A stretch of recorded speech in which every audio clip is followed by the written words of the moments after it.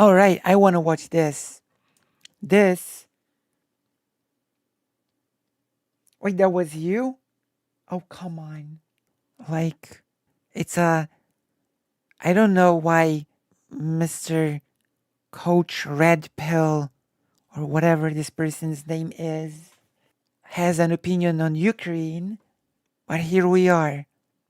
This person now has opinions on Ukraine because having opinions on Andrew Tate is not enough. Now we need to have opinions on Ukraine as well. So let's see what a red pillar's opinion on Ukraine is. Let us see. We're entering a new... It's also insanely unlikely that Russia's going to use a nuke in the first place. So if he's like, well, I don't care about that because it's insanely unlikely, them using a nuke in the first place is insanely unlikely, because what scenario does Russia use a nuke that ends up good for them? I would love to hear Alex answer that. True.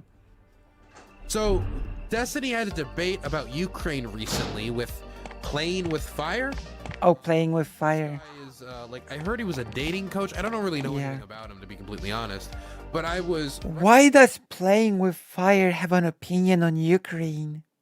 Why do people that have no clue about the topic of Ukraine or the current war have the loudest opinions about it? This debate, and then I had a bunch of people not only tell me about this debate, but I had my editor recommend me this debate. And if my editor is recommending me this debate, then that means I should watch the debate. Because the editor, he's got me on a tight leash. And so let's watch it. They go back and forth on Ukraine. I hear that the fear of World War III and world-ending nuclear fire is brought up during this debate, and that's a point of contention. So I'm very interested to see how Destiny so bizarre. Okay, give me a minute. I'll be back, baby. 1 second. What? I didn't know we were doing this here stream. What's up? Not much. Well, that's what I was asking you. Do you want to come on my stream? You want to do Zoom? What do you want to do? Oh, well, I'm here. Okay, hit me up. What do you got? I was rudely ignored. No, okay. Yeah, let's get into the Ukraine thing. So, do you want to sum up your argument, or do you want me to sum up your argument for you to tell me if you agree or disagree with it? I can sum up my argument.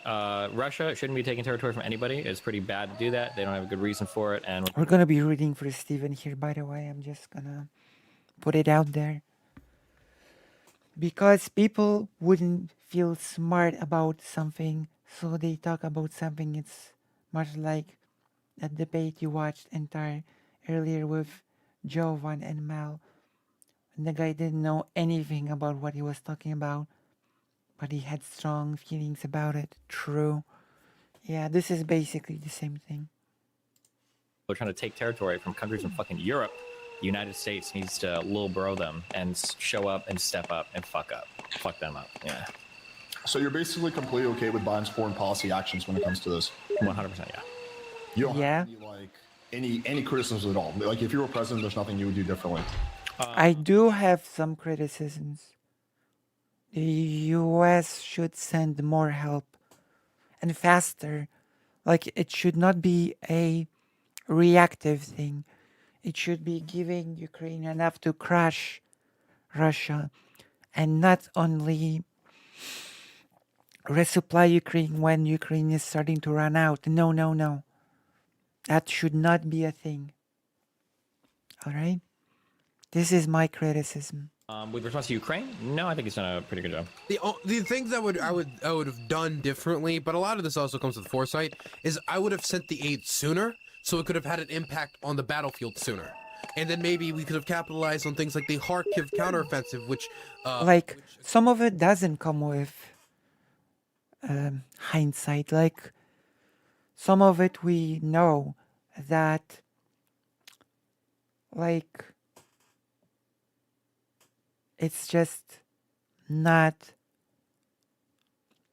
There's this thing floating around that Ukraine is receiving, like, a drip, but needs a transfusion.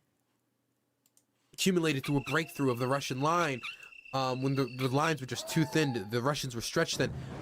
You know, maybe it could have been capitalized on more. Maybe the Ukrainians would be in an even better position if they got that equipment earlier on. Maybe we could have started sending lethal aid in larger amounts before the war even happened. Yeah. When there was a lot of notice of this war possibly happening. We were sending lethal aid before, but we could have maybe sent even more. Like all of my complaints towards Biden when it comes to Ukraine, it's not, oh, he's gone too far. It's he could probably do more here. Yeah. It's all stuff like There that. could be more. True. I can't think of Yeah. anything. I'm just personally like very surprised with the cavalier attitude so many Democrats and Republicans have when it comes to this. The main one is we're literally playing with nuclear Armageddon, which I find like just scary as fuck. This is such a weak argument. Just abandon countries to the wolves because, like, we're playing with a nuclear Armageddon. Every single general I've ever seen do interviews on this, including U.S. generals, have all admitted there's at least a somewhat of possibility of this whole thing escalating to nuclear war. Every single scenario the military has played out, if there's one nuke that's released, always leads to full-on nuclear Armageddon within like days, if not weeks. So, yeah, I mean, I don't. It's not everyone agrees that if one nuke is released, therefore the entire world blows up. Now, let me be clear. If a nuke is released, we're in a very dangerous moment in history we've never been to before, right? We've never been to that moment before, and we shouldn't mess with it. We shouldn't mess with that. That's why we shouldn't use nukes, and that's why Russia shouldn't use nukes. I am not particularly that concerned. Of course, there's some base concern because maybe the Russians could mess up and accidentally do something. There could be a disaster at the Zaporozhye nuclear power plant. I was there. I saw explosions very close to the nuclear power plant, and that's right on the Dnieper River, so that could... And there's also the fact that there's the ecological aspect of waters near the plants getting lower, and there being problem with cooling and stuff. You know, that's actually a big problem. Pollute the entirety of the river line, and which hurts tons and tons and tons of farming communities and would pollute the locals. And I interviewed those locals, and I would really like them not to, you know, die from radiation sickness. But I'm largely not concerned because the Russians have done nothing so far from either their rhetoric or their actions to indicate that they're preparing to do a nuclear strike. They do a lot of chest beating on like Russian state TV, and like this vague signaling towards it, but they never make commitments. And that's the stuff you need to look to when you listen to the Russians. Look for commitments, because it's really easy to say, oh, you know, the threat of nuclear war has never been this great, or, oh, you know, we reserve the right to use our nuclear weapons when our integral state is threatened. It's really easy to say that, because once you say that, you've committed to nothing. You don't have to do anything. You can say that to scare people and then follow it up with nothing, right? It's the North Korea treatment, where you scare everyone, but we all know North Korea isn't going to nuke the United States, because the United States knows that if North Korea wants to do that, North Korea would probably be wiped off the face of the earth. And I'm not saying that to be, yay, all the civilians are dead. I'm just saying that as reality. That if North Korea was to nuke the United States, the North Korea would not last long due to the response of South Korea, Japan, and the United States. And the fact that it would probably be very difficult for the Chinese to justify intervening on North Korea's behalf, because they would have to go to war with America. And according to the people I've talked to, that's one of the few scenarios where China does not intervene on North Korea's behalf. But of course, hypothetically, if we're using the standard of any time there's a risk of nuclear war, we just have to back down, or we need to, like, you know, we can't be tough on an issue, then when every single time North Korea is like, you got to remove troops from South Korea or we might blow up the world, then we have to be like, well, I guess we got to listen to them. I guess we got to withdraw the nukes. This is such a bad standard. Reason, when we look at the North Korean perspective, would not end with them using that weapon, because they know that would be the end of their regime, and they're using the weapon as a deterrent from invasion. And so when we look at the Russian perspective on the use of this weapon, if they were to use a nuclear weapon in Ukraine and start a global thermonuclear war, the problem is it would destroy the world. And as much as the Russians might enjoy that... Of course, Russia has actually, at some point near the beginning of the war, told Poland, you better be careful, Poland. we will wipe out Warsaw in 10 minutes or something. I remember that. I remember that happening.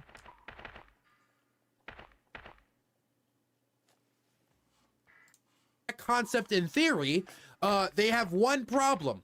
Russia is on the world. So if the world blows up, Russia blows up. And they seem to love Russia. I mean, they love Russia a lot. It seems when you listen to the Russian state TV and the Russian nationalism. So it just doesn't make any sense. Not to mention, if the Russians were to expand the war through the use of a nuclear weapon, they've probably made the determination, and we have read reports that they have the very least considered this, but they never followed through on anything, which leads me to believe that they considered this and came to the conclusion that it was a bad idea. Because not only could it end in global thermonuclear war. In what scenario would it be? There's a decent chance there's no scenario in which that would have been a good idea. They start a war with other European countries, or more aid ends up going to Ukraine. And if they can't conquer Ukraine as is, how are they going to beat all of NATO in hyperdrive, now responding to Russian nuclear strikes? Do you think the West is going to respond to Russian nuclear strikes with, okay, we surrender. You dropped a dirty bomb in Ukraine. They can't, because if they do, then that normalizes the use of nuclear weapons on the international stage. And what message does that say to North Korea? What message does that say to the people in Pyongyang and what they could use with that nuke on the people of Seoul? What type of message does that send to any other number of powers like Pakistan and India, or even the United States down the road? If Donald Trump comes in office 2024 after the Russians use the nuke, he's going to say, remember when I asked you guys about the nukes and why we can't use them? Which is a real thing Donald Trump said, by the way. He tried to ask the generals if he could use the nukes, like, why do we have them if we can't use them? Well, now he can be like, hey, I want to MacArthur this situation. I want to use the nukes. And so there is going to be... Yeah, but MacArthur famously proposed using a nuke against China after World War II and was just called an idiot. So let's keep that in mind. Any nuclear country can just throw a tantrum whenever it does not get its way by this logic. Yeah, of course. Coalition response to that. And if Russia can't beat Ukraine, how are they going to beat? How are they going to beat all of NATO? So they can't beat Ukraine, but they want to start a bigger confrontation with Ukraine, Romania, Poland, Estonia, Latvia, Lithuania, Norway, the United Kingdom, France, Germany, Denmark, the United States, Canada, most likely Australia, most likely Japan, decent chance South Korea, now Finland, Sweden, and all those countries. They can't beat Ukraine, but they're willing to start a confrontation with all those countries, on a much larger scale. It just doesn't make any sense. Yeah, it doesn't make any sense. It makes I know no some sense. people talk about, well, Russia has more nukes than the United States, and that is true. They do have more nukes than the United States, but we also don't know the status of the Russian nuclear arsenal. We see the status. Also, not all nuclear weapons are made equal. Okay, they're like the quality of a nuclear bomb like determines a lot about its radius and so forth. Of the Russian military and how corruption has degraded it. So supposedly the second most powerful military in the world couldn't take Kiev or couldn't take Kharkiv. Kharkiv, which supposedly, according to the Russians, has deep Russian sympathies. I've been there, it really doesn't. But according to them, has deep Russian sympathies and is right across the border. They don't need to go through Belarus to take Kharkiv. It's right across the border. They failed to take it. They failed to take Kharkiv.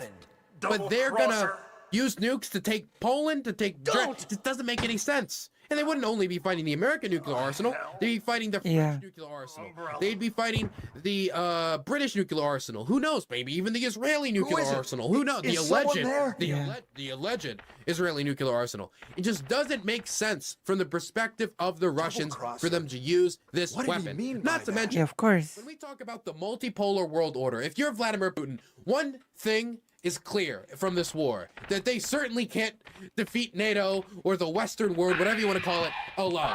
They don't have the skill, they don't got the military power, they don't got the money, they don't got the game, they don't got the riz to do it on their own. So they need other powers to do it. This is where everybody talks about BRICS and all of that.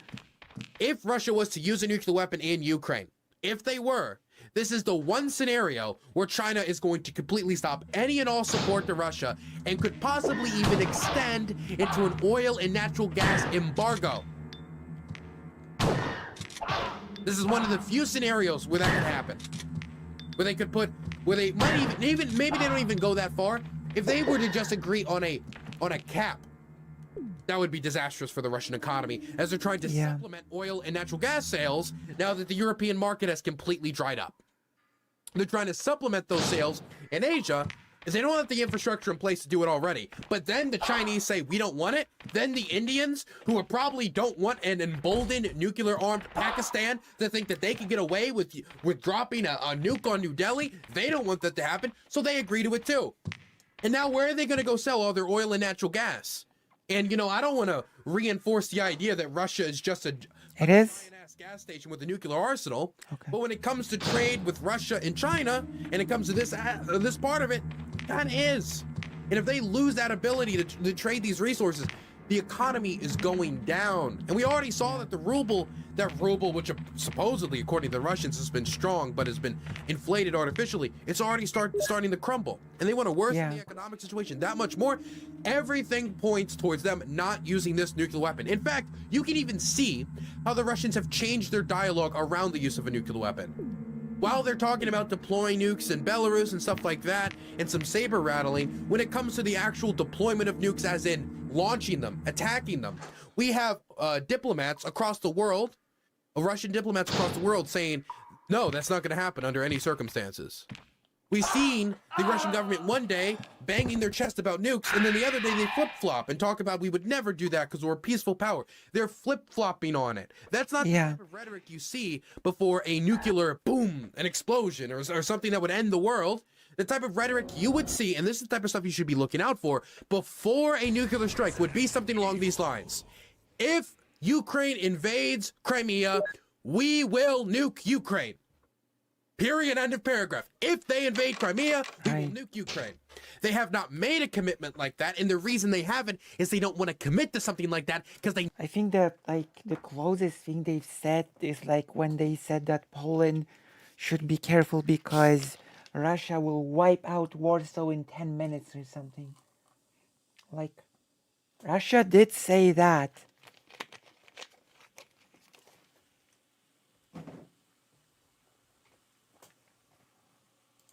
know about the world ending potential and what that could mean to the end of Putin's regime. And so that's why they won't make a commitment on it, because they don't want to do it, but they want to use the nukes to saber rattle so they can possibly, through the use of fear, intimidation, and honestly, like a giant suicide vest in the international community saying, listen to me, I'm powerful, I'm strong, I'm still the mighty Russia. They're on the international stage holding the world hostage, and that's all they can do since their military is failing and no one respects them as a military power anymore. And we see other countries all throughout Africa, all throughout the world, canceling contracts with the Russian military-industrial complex.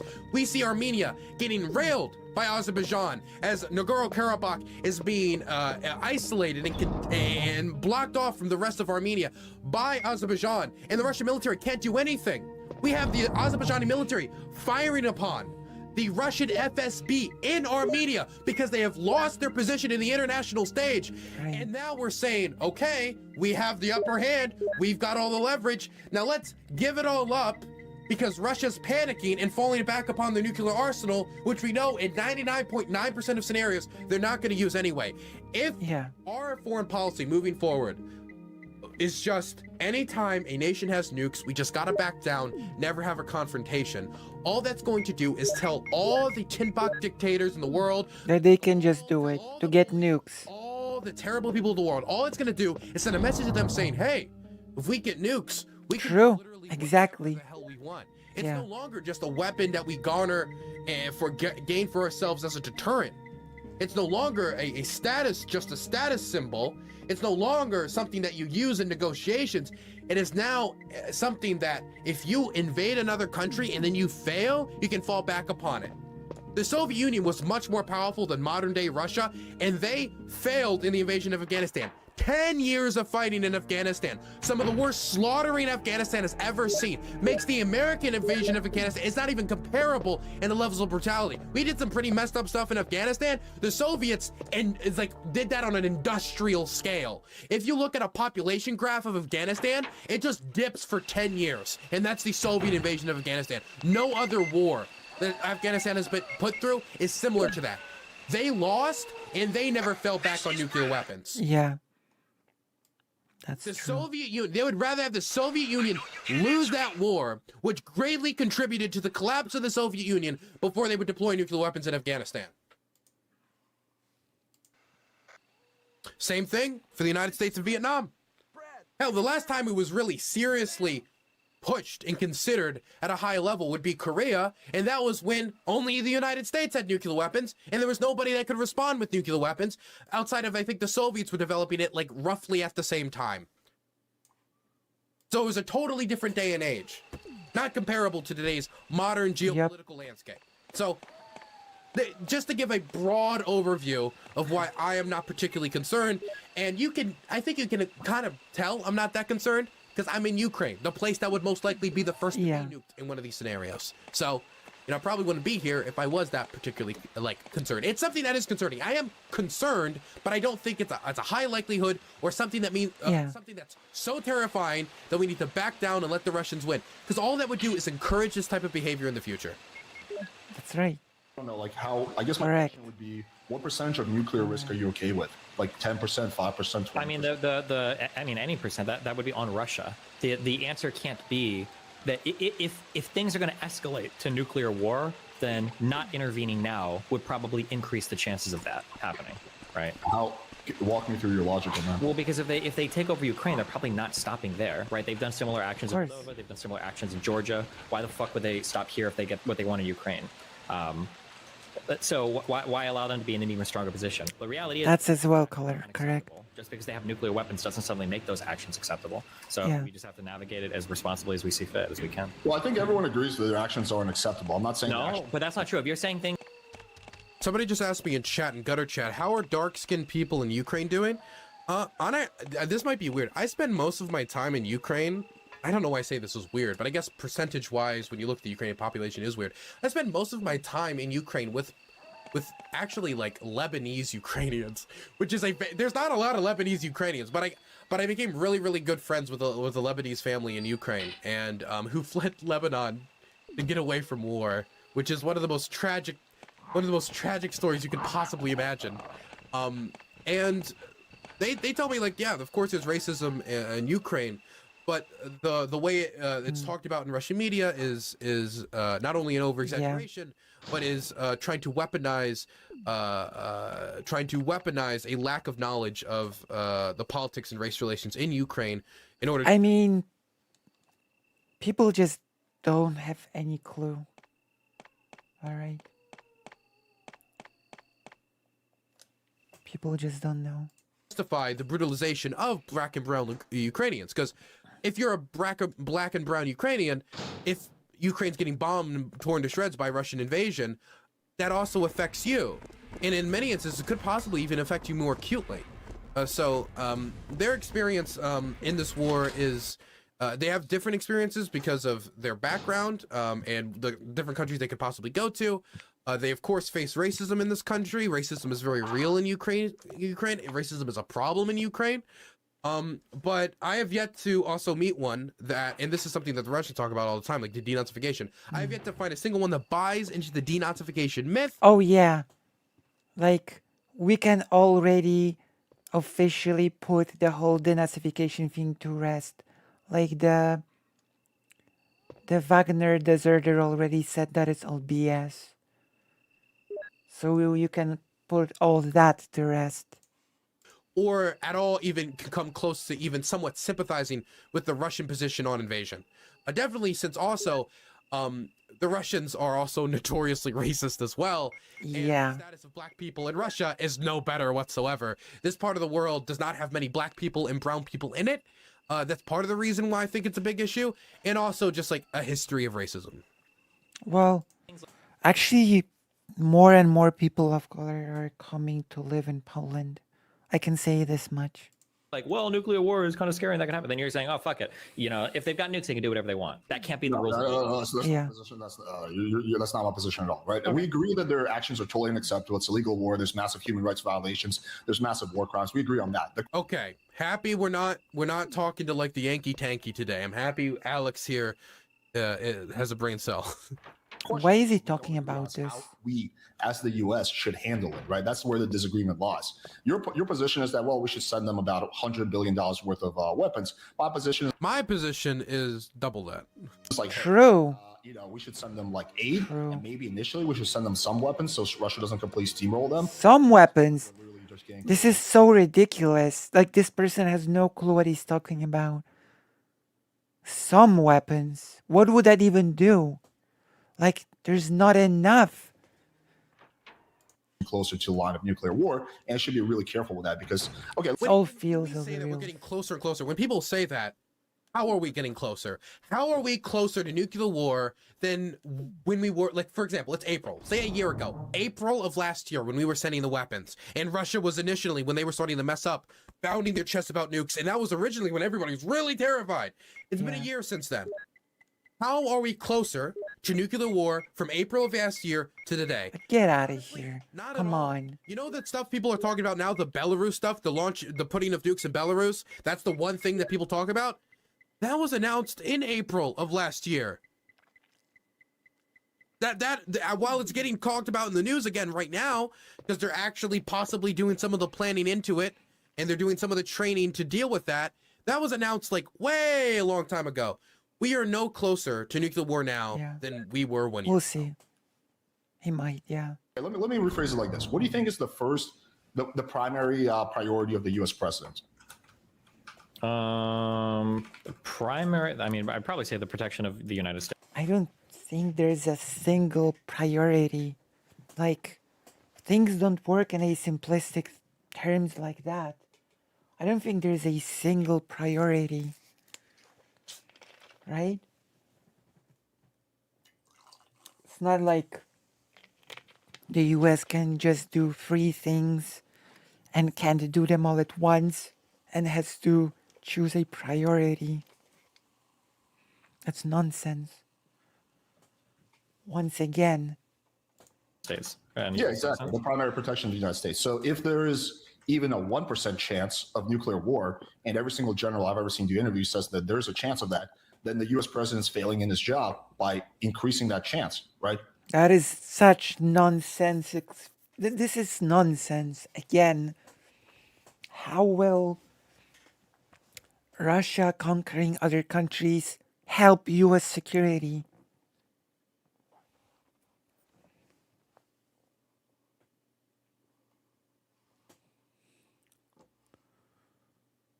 Yeah, but what I'm saying is there is no single main priority. Right? The phrase main priority does indicate that there's a single main priority. Okay, The so if that's priority. case, then JFK should have just been like, yeah, you can have nukes in Cuba. I mean, obviously it's a risk to American security to have nukes right off, right there. You know, it's kind of scary to us, but you know, if we were to confront you on it, there's a possibility it could spiral into a conflict. Or, you know, we could be supporting like rebels in these areas, but you know, we might have a conflict with another nuclear power, so we won't do it. We won't do anything ever that could ever upset a nuclear power. Like every single time there's a confrontation between a nuclear power and another nuclear power, there's going to be some amount of risk. Yeah. Every day India and Pakistan continue to exist, there is a risk of nuclear war. There is some risk. Every day we continue to support South Korea, there is a risk of the North Koreans hitting the button and going over the border and blowing everybody to smithereens. True. It's a tremendously low risk, and this is part of the reason why eventually humanity should pursue the abolishment of nuclear weapons, even though we're not, sadly, we're not anywhere close to that. We had some treaties, but now the Russians are deciding they're going to tear them all up. The idea that anytime there's any risk at all of nuclear weapons, that the U.S. president just needs to, like, I don't know, like reverse course, like, then, like, here's a scenario. Russia says that they're going to nuke America unless we give them California. What do you Right. do? Now, odds are it's a bluff and they're not going to take California. They can't take California. They don't even want California. Odds are there's a bluff. It's a bluff. There's a very small percentage chance Putin's actually gone crazy. He took a bunch of LSD. Actually, no, what's a better drug for this? He smoked some PCP, and he's decided that California has always been rightful Russian clay. True. There's a small chance.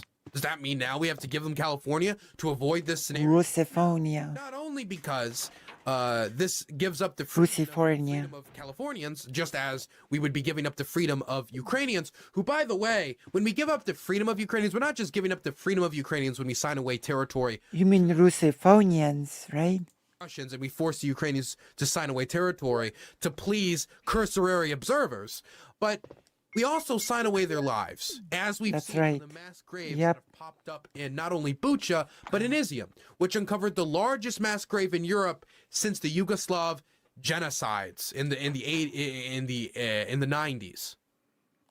440 bodies. Yeah. And when I talk to Ukrainians, that's how they talked about it to me. They say that if we give up Mariupol permanently, Yeah, of course. we're signing away the lives of so many people. We give up all this territory permanently.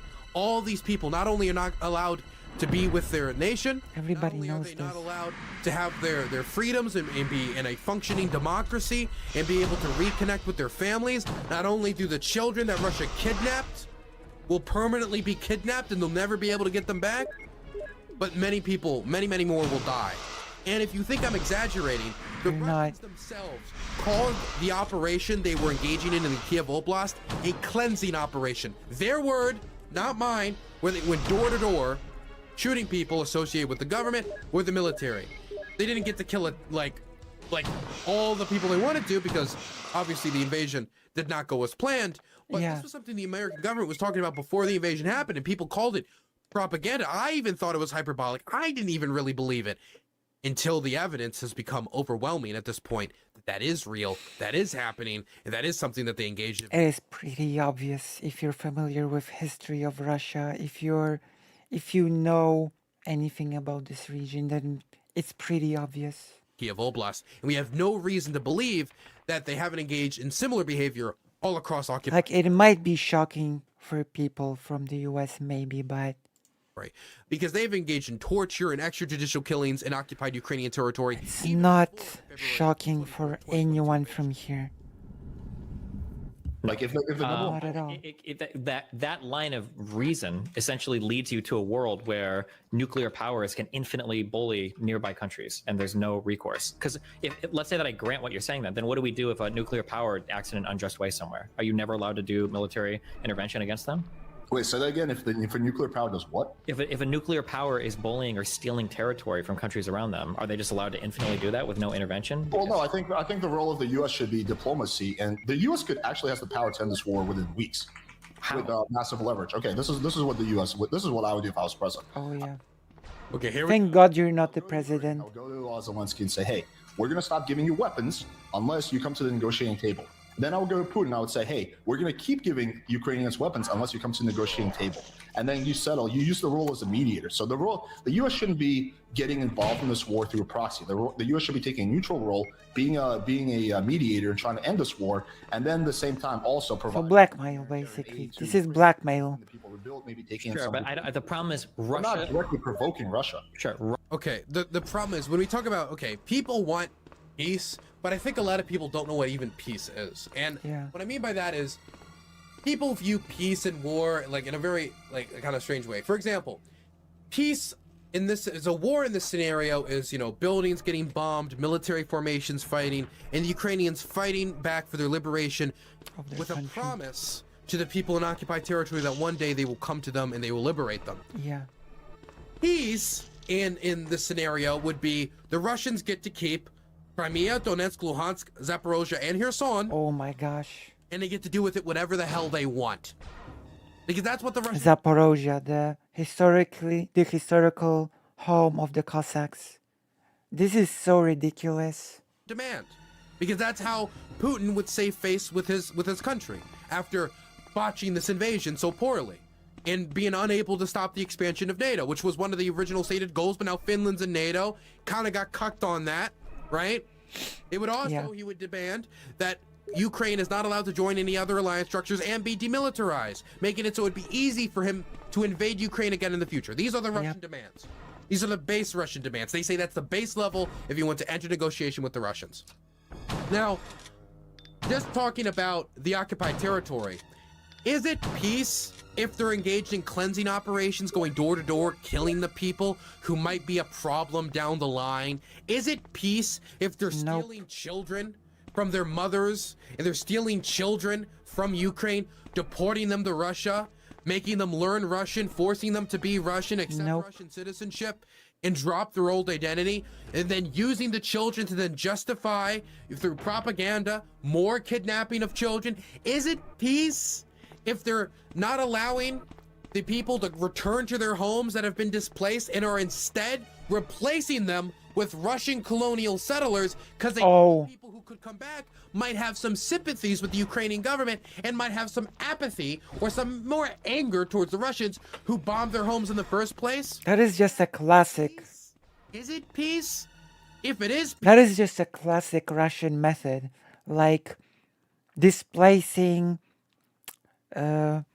people that live in a region, moving them away, usually to Siberia, and moving in with the settlers. That is a classic Russian move. it's a pretty wicked and crooked type of peace, a peace that will not last, and an unjust peace. And this all... What do you think happened? How do you think the demographics of Lviv changed so drastically after and during World War II? Riddle me this. The assumption that the Russians will abide by their word. Because if we do negotiate a neutral Ukraine, which the Russians are demanding, I find it hard to believe that this negotiated settlement currently would also mean that Ukraine could join NATO, right? I don't even know if this guy would support such a thing. But what would stop the Russians from licking their wounds for 5 years after signing this agreement and now launching another invasion to take more territory or to try to conquer Ukraine again? Because 5 years from now, do you think all of the international community is going to be as responsive as they were this time? What if Zelensky isn't in office anymore and he can't use his media training, can't use his skills that he learned while being a comedian in order to garner international attention on Ukraine and help them in their struggle? What if the world is just like, that's a 2022 thing. That's not a 2030 thing. We don't care anymore. That's happened with a lot of issues. A lot of countries where people it's a fad for a year or two, then people move on, you know? This is where the whole current thing meme comes from. What stops the Russians from invading again? Nothing. That's the answer. So, Nothing. When we talk about negotiating, sitting the Russians and the Ukrainians down right now, their positions are going to be so radically different, with the Russians demanding the demilitarization of Ukraine not entering any alliance structures that could protect them after said demilitarization, as well as a recognition of the annexation of Donetsk, Luhansk, Zaporozhye, and Kherson. Yep. That's the Russian position. And you know what the Ukrainian position is? Leave our country. These are so totally different positions. Yeah. And people try to equate them, and it's pretty disgusting. On terms, and especially the Ukrainians, when you think about it from their perspective, why would retaken over 50% of the territory the Russians have captured in the February 2022 since the February 2022 invasion.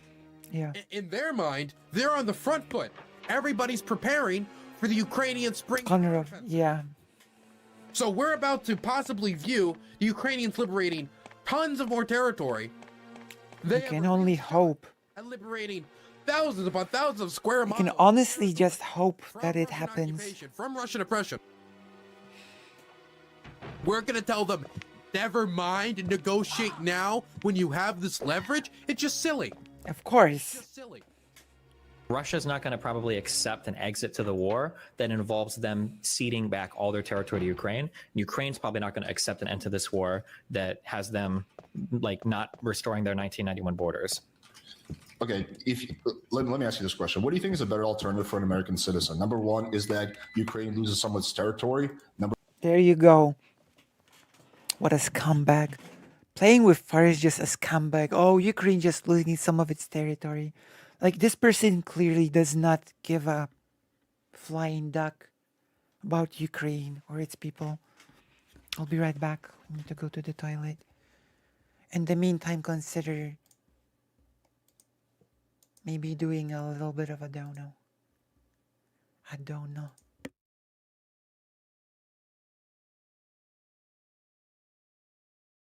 With fire is pathetic. I'm back. And of course, going back once more to the meeting at my grandmother's place that I've had.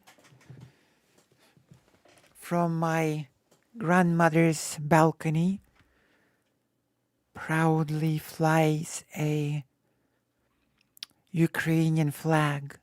Okay? So we are in support, of course. Number two is that there's nuclear Armageddon, everyone dies. Like, which one of those? Those aren't the only two Those are the only two options. Either the war. Do you know how silly that sounds to Ukrainians, by the way? Not just Ukrainians. Like, this is ridiculous. You cannot continue to fight the war that you're suffering, that you're the main sufferer of. You know, Americans The main victim. suffering from this war. It is Ukrainians that are the main ones suffering from this war. You cannot. You're willing to fight for your liberation. You know, you're willing to have your 1776. You're willing to go through that. Or this is more of an 1812 moment when you think about it. You're willing to have that 1812. You're willing to defend your country. You're actually winning in many aspects against all odds when you were supposedly fighting the second most powerful military force in the world. But Supposedly. you can't continue fighting, and you have to give up your land, because if you don't give up the territory Will cut support. you were allowed to have 9 years ago, then the world will explode. True. You know how silly that sounds to Ukrainians? It sounds ridiculous, yes. Unbelievable. It is. options. They could take over Ukraine, and there could still be a nuclear Armageddon afterwards, right? But we're talking about odds. Like, why would there be nuclear Sure, Armageddon? we can go odds. Why are we only considering Ukraine? What if they want to fuck with Poland next? What if they look to True. next? Or what if they look to the other non-aligned countries around Ukraine? Well, after this war, that's insanely unlikely that Putin is going to venture into a NATO country. Not Like, in food. Why What not? about unaligned countries? Wait, hold on. Why would Putin be afraid of going into a NATO country? Like, he would just say, hey, Poland is not such an important country. Interfere in Poland and we start the Armageddon. What's stopping this scenario from happening? Why not just sacrifice Poland? Like, you know, like in the good old days, like in 1945. Right? Why not just do that? Why not sacrifice some small country for peace? Why not? Like, this is some arbitrary BS happening here.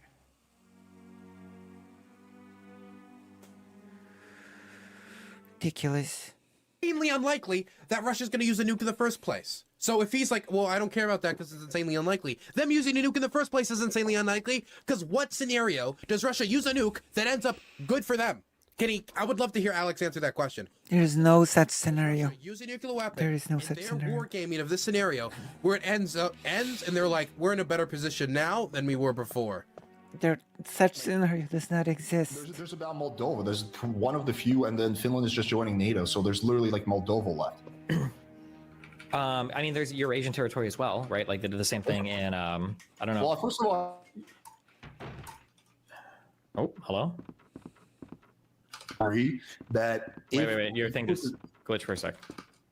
Yeah, well, that's why I'm okay with initial military. Can you hear me now? Yep.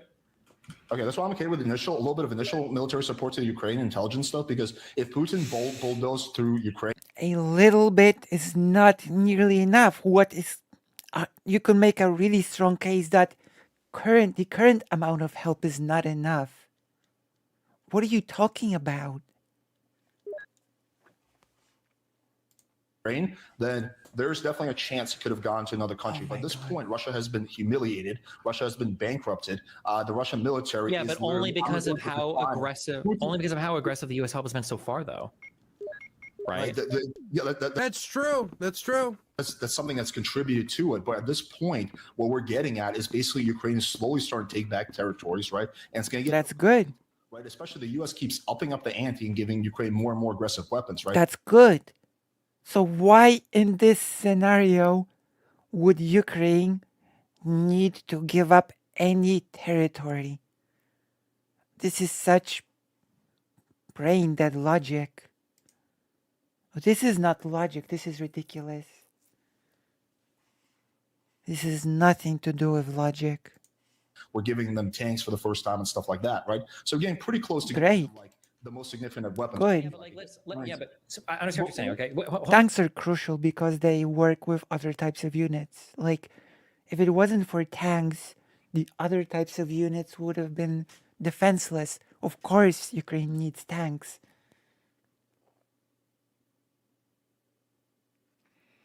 Yeah, exactly. Little bit means nothing.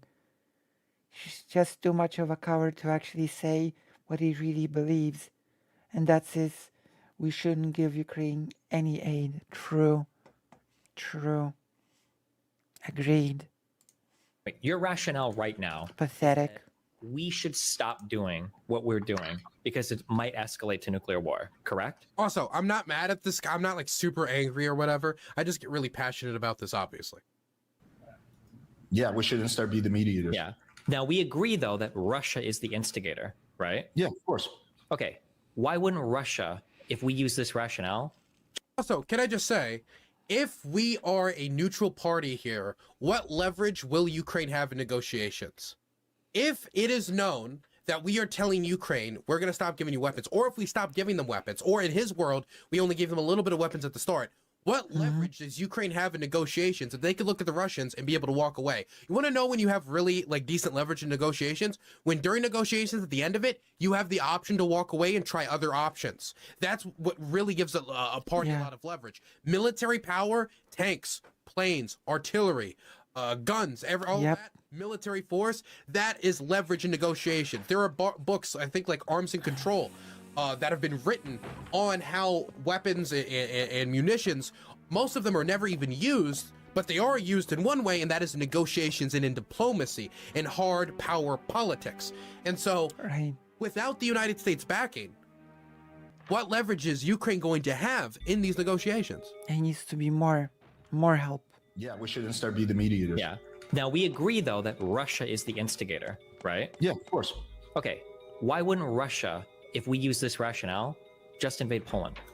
Exactly. Because that's a NATO country, and because but who cares? That is a good question, and I'm really glad that Destiny is asking it. Because honestly, why not? Like, the justification can be like, come on, Poland is a small, insignificant country. Just sacrifice it for peace. Seriously. Hello, Lisa. Hello. Consider joining the page. As in, hopping into the side chat. If we do anything, it'll escalate to nuclear war, and we don't want to do True. it, right? So we should just give them Poland, right? Because Yeah. if we intervene at all, it would escalate to nuclear war, even if Russia's the aggressor there, right? True. But that's a red herring argument because Russia. No, it's not. Russia invading Poland is like close to zero. Why? Well, the chance of them invading Ukraine was close to zero. True. Everyone knew that this was going to happen. This was That not is- secret. No. This is revisionist. This is unbelievably revisionist. Yep. The American government said it, but everybody else laughed in their face. Yeah. Remember Hassan, when he was talking about this, he was like flipping his hair back.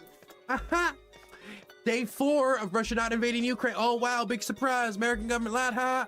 Like he was like having so much fun with it, right? And it wasn't just him. I'm just picking on Hassan because it's easy to pick on Hassan.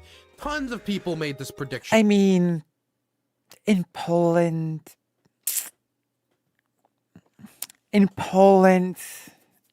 basically people were pretty edgy, let's just say. Like, do I need to remind you what happened when the war started? People in Poland freaked out. They started emptying their accounts in a hurry. I needed to take out some money from my account to pay some bills, and I just couldn't because the bank had no money. everyone just emptied their accounts because people are afraid that the war would come here as well. People were terrified.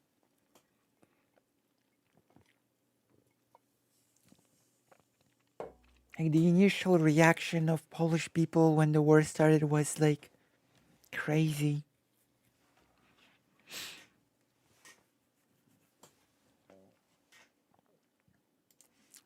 Scott Ritter, Jackson Hinkle, like those are like Russian stooges, but you can go to more mainstream media examples as well. There's tons of people who didn't think this was going to happen. Most of the world thought it was like too crazy of a scenario to be true. A lot of analysts said Russia won't do this because it would be insane for them to do this. It would be absolutely insane. There's a decent chance it couldn't go well. Russia is Russian. People don't see to understand it. And then Russia not only did it not go well for Russia, it was a disaster for Russia. It was a complete disaster for Russia, completely underperformed on every level. And so, like, no, it wasn't that everyone knew this was going to happen. It was just the American government saying this. No, hold on. That is not true. It was highly controversial in the days, weeks leading up to Ukraine. Even the own Ukrainian president, when the U.S. was releasing intel saying there was going to be invasion, people didn't know. Putin had been threatening this invasion for years. It finally did happen, but it was still controversial. Like not everybody knew. Okay, it was controversial, but it wasn't out of the blue. I mean, Putin fucking. It wasn't out of the blue. I agree. Well, Putin invaded Crimea in 2014, right? So he had a history of invading Ukraine. He's been talking about it. He's been constantly threatening. He's saying, "Hey, this is my red line," and then he finally did the thing that he was promising for a decade. The thing for that 8 years, a decade, 8 years earlier, right? Okay, North Korea has threatened to nuke America for like 20 years now. True, but as much as it's a disaster for Russia, I will say that it led to irreversible damage to Ukrainian ecology. It led to so many people dying, so many lives being destroyed, so many families being torn apart. Like, these are unforgivable things. Plain and simple. Like, those are so just unforgivable things. And to just turn around and to say to people that have lost their families and to people that are fighting for their families that they should just sacrifice some of their countrymen and some of the territory for peace.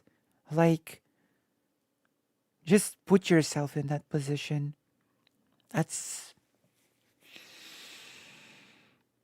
like you've lost like the people that you've loved most, and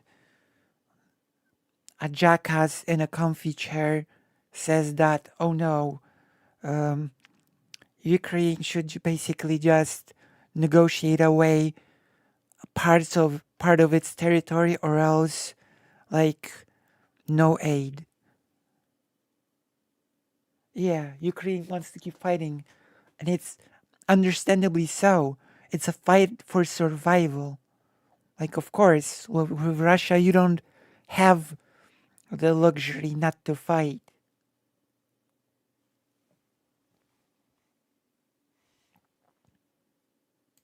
Yeah. So does that mean that like we need to now like cave to North Korea because they've been making these threats and one day it might accumulate into something? Because I'm really thankful for people like Dylan.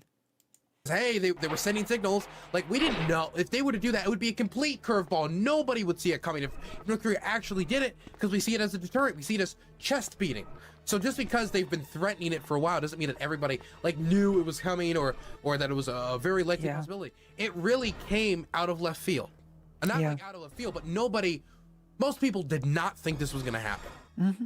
No, he's been talking about this forever, dude. Like, he's constantly talking about the need to prevent Ukraine from joining NATO. Sure. I'm not... Yeah, but he achieved that. He achieved that in 2014. When he invaded, he didn't even need to invade Ukraine to necessarily stop them from joining NATO. Yeah. As long as Hungary or Turkey or any one country was against Ukraine joining NATO, they weren't going to join NATO. And the Germans and the French were against Ukraine joining NATO, even before the Russian invasion of Ukraine in 2014. And then when the Russians did invade Ukraine in 2014 and they annexed Crimea, now Ukraine has a territorial dispute with Russia.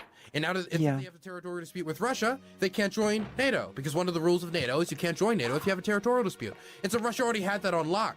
And so a lot of people was like, what's the purpose of them invading if they already Exactly. if Ukraine already can't join NATO? This is Ridiculous. not that big of a surprise for like American intel. Like I saw there was an interesting podcast with this. I forget what his name is, but he's basically a policy whatever. People didn't think he was going to invade Crimea, right? No, like every single person who studies this stuff, foreign policy, wasn't really surprised that this happened. This is something. Okay, we have a guy who's been talking about doing something. He kind of does. I really hate it when people that have no clue about anything started talking. Like, why is a red pill woman coach that talks about Andrew Tate talking about this? Why? Just why?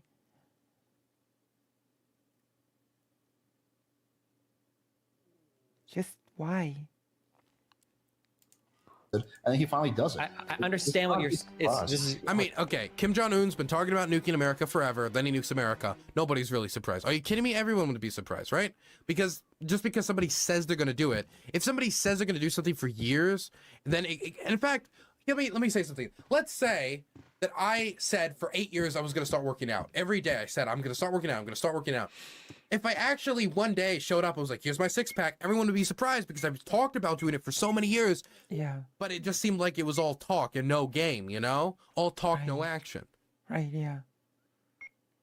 Okay, I don't know if I want to dig back to sources. I did a lot of research for the Ukraine shit. What you're saying is not true. There were a few people that called it accurately. Also, Putin himself was never saying, oh, we're going to invade Ukraine. We're going to do it. In fact, Putin, a lot of times he was like, no, we're not going to invade Ukraine. We're not going to. Yeah, the official line of Russia was right before the invasion that they were not going to do it, that they were just gathering forces and, just a little bit of a drill.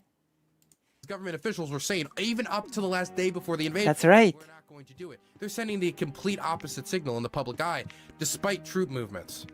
And there were other people that said there was no way that this invasion was going to happen. The foreign policy experts were all over the fucking board on whether that invasion would happen or not. And that was after Crimea. Like, I still remember that embarrassing talk with Russian ambassador when he was grilled. And was like, wait, you said that Russia would not invade. But it did, so you basically just lied to us. And he didn't have anything to say, you know? Because what do you say in a situation like that? Whoopsie? Like... Even more unexpected. But the whole Crimean invasion, like, holy shit. Like, they went and they stole the peninsula. That was wild. But so I don't think that it's like... I don't even know why we're arguing this particular point.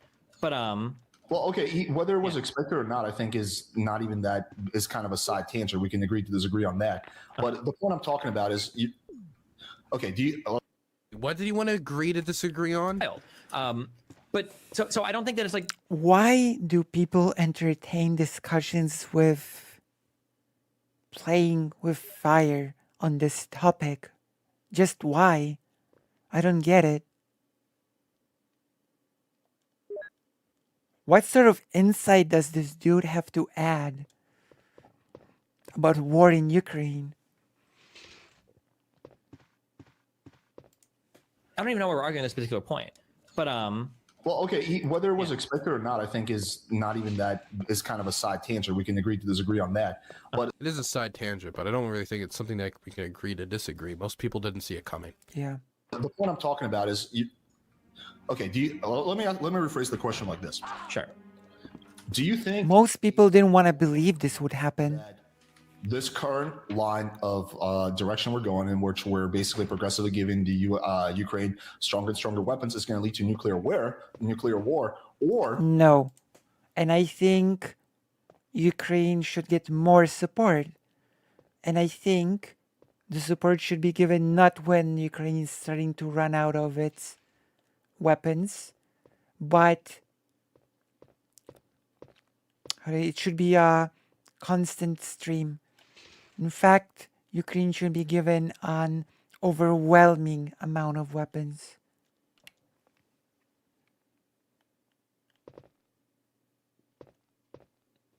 Yeah, that's true. Do you think it's more likely that us not giving them weapons, right, and Russia basically coming to a standstill and eventually having to negotiate with Ukraine, and then I guess somehow invading Poland is more likely to lead nuclear war? I mean, one of those seems to be. I'm not saying there's zero chance. There's always a theoretical Yeah, risk. I think that defending Ukraine is less likely to lead to nuclear war. True. I think defending Ukraine is less likely to lead to nuclear war. I think showing Russia that they can steamroll other countries and steal territory from them, I think it weakens U.S. leadership. I think it makes us look weak, and I think it weakens the trust that NATO countries have. And You see how he was smiling for a second, like, oh my god, that's so ridiculous, and like Yeah. the smile like slowly faded as Destiny started to make a coherent point. even our ability to defend other countries. I understand that Ukraine is not a NATO country. It's hard to imagine that Russia would ever attack a NATO-aligned country. However, I mean, like, Okay, so I don't think the smile faded because Destiny started making a coherent point. I think from I don't really have much faith in this guy. I think it's more like, haha, oh wait, you're serious kind of thing.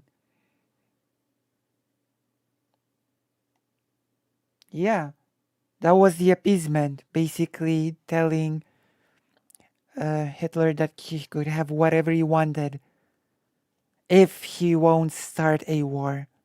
That was basically the official line.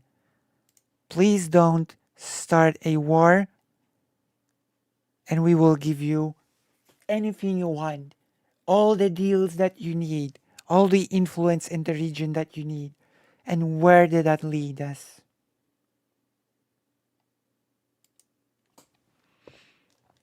Where did that lead us? I don't really know if someone was to put a gun in my head and say, like, does us sending Ukraine weapons increase or decrease the rate of risk of nuclear war? I can't say concretely because there's a lot of different ways to look at it. But let me give you one way to look at it, which is the way that I'm pretty sympathetic to. Russia has invaded Ukraine, and in the process of invading Ukraine, they have beat their chest a lot about nuclear war. Right? The Russian state TV has been even more verbose than even the Russian government itself in the type of statements that it releases. True. Now, if we were to say, look, we were gonna send you weapons, Ukraine, but you know the threat, it's really scary. So we're actually not gonna send weapons, and we're gonna force you to give the Russians territory. We're gonna make you do it. You're gonna have to. Sorry, you have to give up this territory. Ridiculous. And the Russians need to get something out of this. What type of message does it send to the international stage? You can bungle up no matter how bad and invade another country. You can have the worst invasion plan in the world. Give all you guys sticks, march them in, and they all die. If you have nukes to saber rattle, you're gonna at least get something because the world is scared of you. And everybody's gonna tuck their. And once Russia gets something, it'll just recover, wait, and then invade again. That is so obvious that it's ridiculous. Nobody is realizing this. In and run away. Do you think that's going to encourage more or less tin box dictators to make a mad dash to get nuclear weapons so they can settle all of their historical territorial disputes? if we're going to use the argument, if Russia knows that the United States isn't going to intervene in Ukraine, because then that might mean nuclear war, why wouldn't you make that same argument for every single NATO country? Well, right now Russia is completely fucking depleted. They're not going to be going into any more wars for a decade. Yeah, you keep saying that, but you say that after you said Biden has made missteps. The only reason they're completely depleted is because we've been so aggressive in our. Yeah, but it doesn't matter really if Russia's depleted or not. They can throw at Poland there, like it's like Dylan said. They can just send people with sticks and then say, we have the nuclear weapons, right? It doesn't really matter if Russia's depleted or not. You could argue that Russia's pretty depleted right now, and yet the war continues. So that's an empty argument. For Ukraine. But I've said, like, That's true. If we held his position at the start, Russia would not be nearly as depleted. And if we Yep. forced them to negotiate much earlier, then they would have a lot more resources to either invade Ukraine again in the future and or another nation. Or rebuild. I'm okay with the Or initial modernize. thing we're going. The initial weapons aid, but on what scale? On what scale? Because it's not just the initial weapons aid. For example, let's say, well, we give them a howitzer. It's not just we give them a howitzer. That howitzer needs ammunition. Something we True. continue to give them ammunition in order for them to continue to be able to use the howitzer and give them the parts necessary and the training necessary to not only use the howitzer, but fix the howitzer. Same thing is true about the HIMARS. Same thing is true about any weapon we give them. And so, like, when we say, like, oh, the initial aid, it's like military aid is not as simple as here's one deployment, goodbye. Unless it's not going to be a lot of good, strong military aid. We want something that they can use for a while that can give them leverage, not just something that, you know, just maybe can somewhat contribute to the defense of the capital one time. And that's nonsense. Way too far now. Like, now we're at a point where the war's about a year in. Russia is completely humiliated, depleted. They're looking for a way out. Putin has, at this point, No, they're not. looking to negotiate. I want a way out. Russia, this is so naive. This, or I don't know what to call it, to say that Russia is looking for a way out. Basically saying, please, for the love of God, give me an out. I just want an out. No, are you kidding me? It doesn't make me look like a bitch to my people where I get like fucking executed, but I can get out of this mess because it's not looking good, right? He So what I'm should, but saying he is, should look like a bitch. let's give him an out. Let's give him some. No, no, no. Why would you give him territory? That's a dictator. That's a rule. I That's a don't conqueror want to thing. die. I want to live. I want to at least hit 1 million subs before I die in nuclear Armageddon. Okay. Are you high? I don't think that we should allow a country to take. Can I say this is bitch mode? Like, I don't want to be a jerk because, like, obviously nobody wants to die in nuclear Armageddon. But the idea that, like, every single time, like, nuclear states collide in any way, we're all going to just be like, ah, Yeah. the world's going to explode. Ah, anytime, like, we should be viewing a lot of these statements similar to how we view North Korean statements on nuclear weapons. Because none of this has any follow through from the Russians, you know? None of it has follow through when it comes to these nuclear weapons. They're not making any of the moves necessary that would actually result in a nuclear weapons use. Yeah. And again, what would stop Russia or any other country from getting the message from this that, yo, if we have nukes, we could just do whatever we want and Yeah. miserably and we'll still get something out of it. Territory. Ridiculous. territory just because they have nuclear weapons. I think it sets a bad precedent on the world stage. I think True. Russia should be punished very harshly for their Well, aggression, we're which they doing are. that And I with, think that with economic sanctions. sure, well, but if they endure the economic sanctions for however long what they're trying to do, Well, we can double down on that. I mean, we're not going all out with economic sanctions. We're not sanctioning American businesses who have like ties with Russia. So we can double down on economic sanctions, go hard on them. Sure. Right. So I'm not opposed to any kind of like extreme economic pressure. I do think they should be punished economically, and they are. The actual punished right now. scum. And I think Putin's probably going to die in a few years. He's an old man. Yeah. He probably has health issues, right? So I think, but just again, the role of American government I don't know why Ridiculous. we're bringing up Putin dying. I don't know why that's relevant. is to Yeah. protect the American people. Like, if Putin dies, it doesn't mean the regime collapses. There are other Exactly. people who can take his place. Could be Shoigu, could be any number of people. Like, I'm surprised that only Dylan takes this rational and good approach to this. Like, Russia's problem is not a problem of Putin. It's a systemic problem. Like, of course, Putin would just get replaced.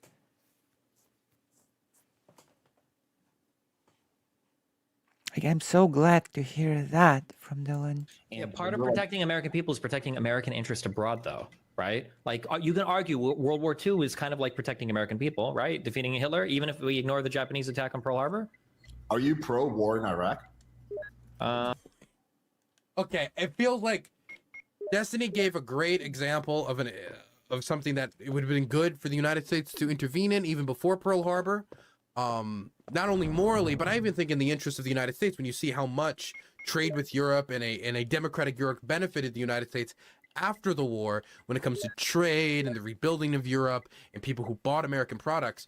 But then he has to bring it over to one of the worst invasions in U.S. history as a comparison because Destiny was using a good example. Not really, no.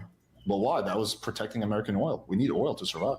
No, it ostensibly was for fucking WMDs, but the pretense for Iraq was tenuous at best. But I think like Afghanistan, I think was justifiable probably at the very least for punishing the Taliban and Well, going after Al Qaeda. the official reason was weapons of mass destruction, but in reality, it came down to military spending and like all that shit. Like that was not the real reason we went to Iraq. Really? It was all military spending and all that shit. Yes, I saw the Intercept article on that. It said military spending and all that shit. I forgot that. True. I mean, I'm assuming you would acknowledge that. We weren't really worried to have weapons of mass destruction. Why is this person talking? It's more complicated, but yeah, I guess for Ukraine, I think that we should continue to support them. I think they've done a really good job so far. I don't know why, when they're on the verge potentially of ending this conflict. Like, okay, so I don't want to get into a conversation about Iraq. There's a million different reasons why we went to war in Iraq. WMD falsification of not falsification of evidence, but like we're taking evidence that is just really floppy at best to try to justify invading Iraq to look for WMDs. Well, That the US did commit atrocities in Iraq. we invaded. I think another reason we invaded was that Bush really just hated Saddam. Obviously his father fought a war against Saddam Hussein in Kuwait, and he doesn't like Saddam himself. And there was a lot of people who kind of saw this as a crusade for democracy. Even though democracy has to come within, it's very difficult to try to implement it from outside. The only example I could really think of that it succeeded would be like Germany and Japan. Yeah.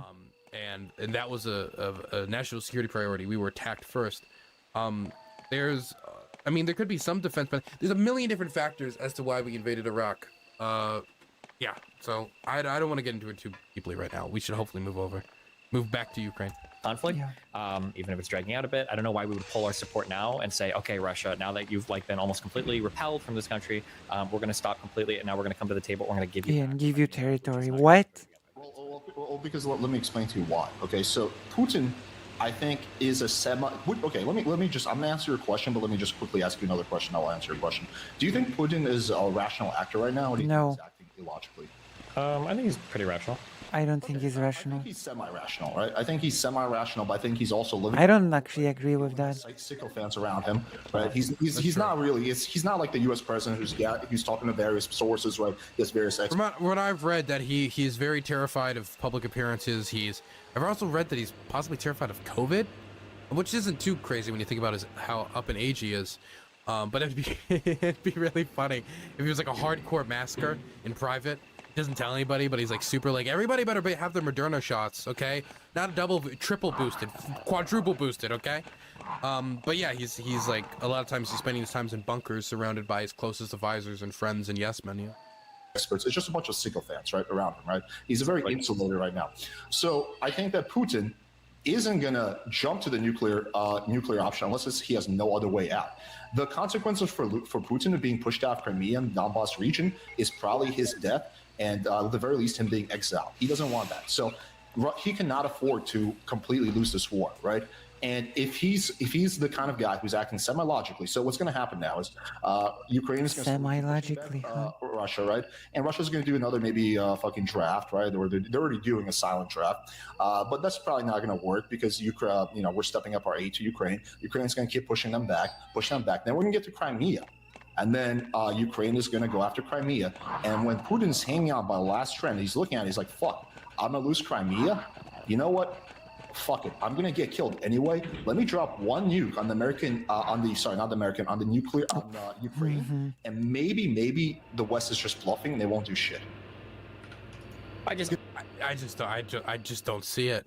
Yeah. The thing is, if he is to use a nuke, I think the odds of him getting killed are a lot more likely. And also, this also assumes that if Putin was to give the order in the scenario, that like the generals would follow through with the order. Yeah.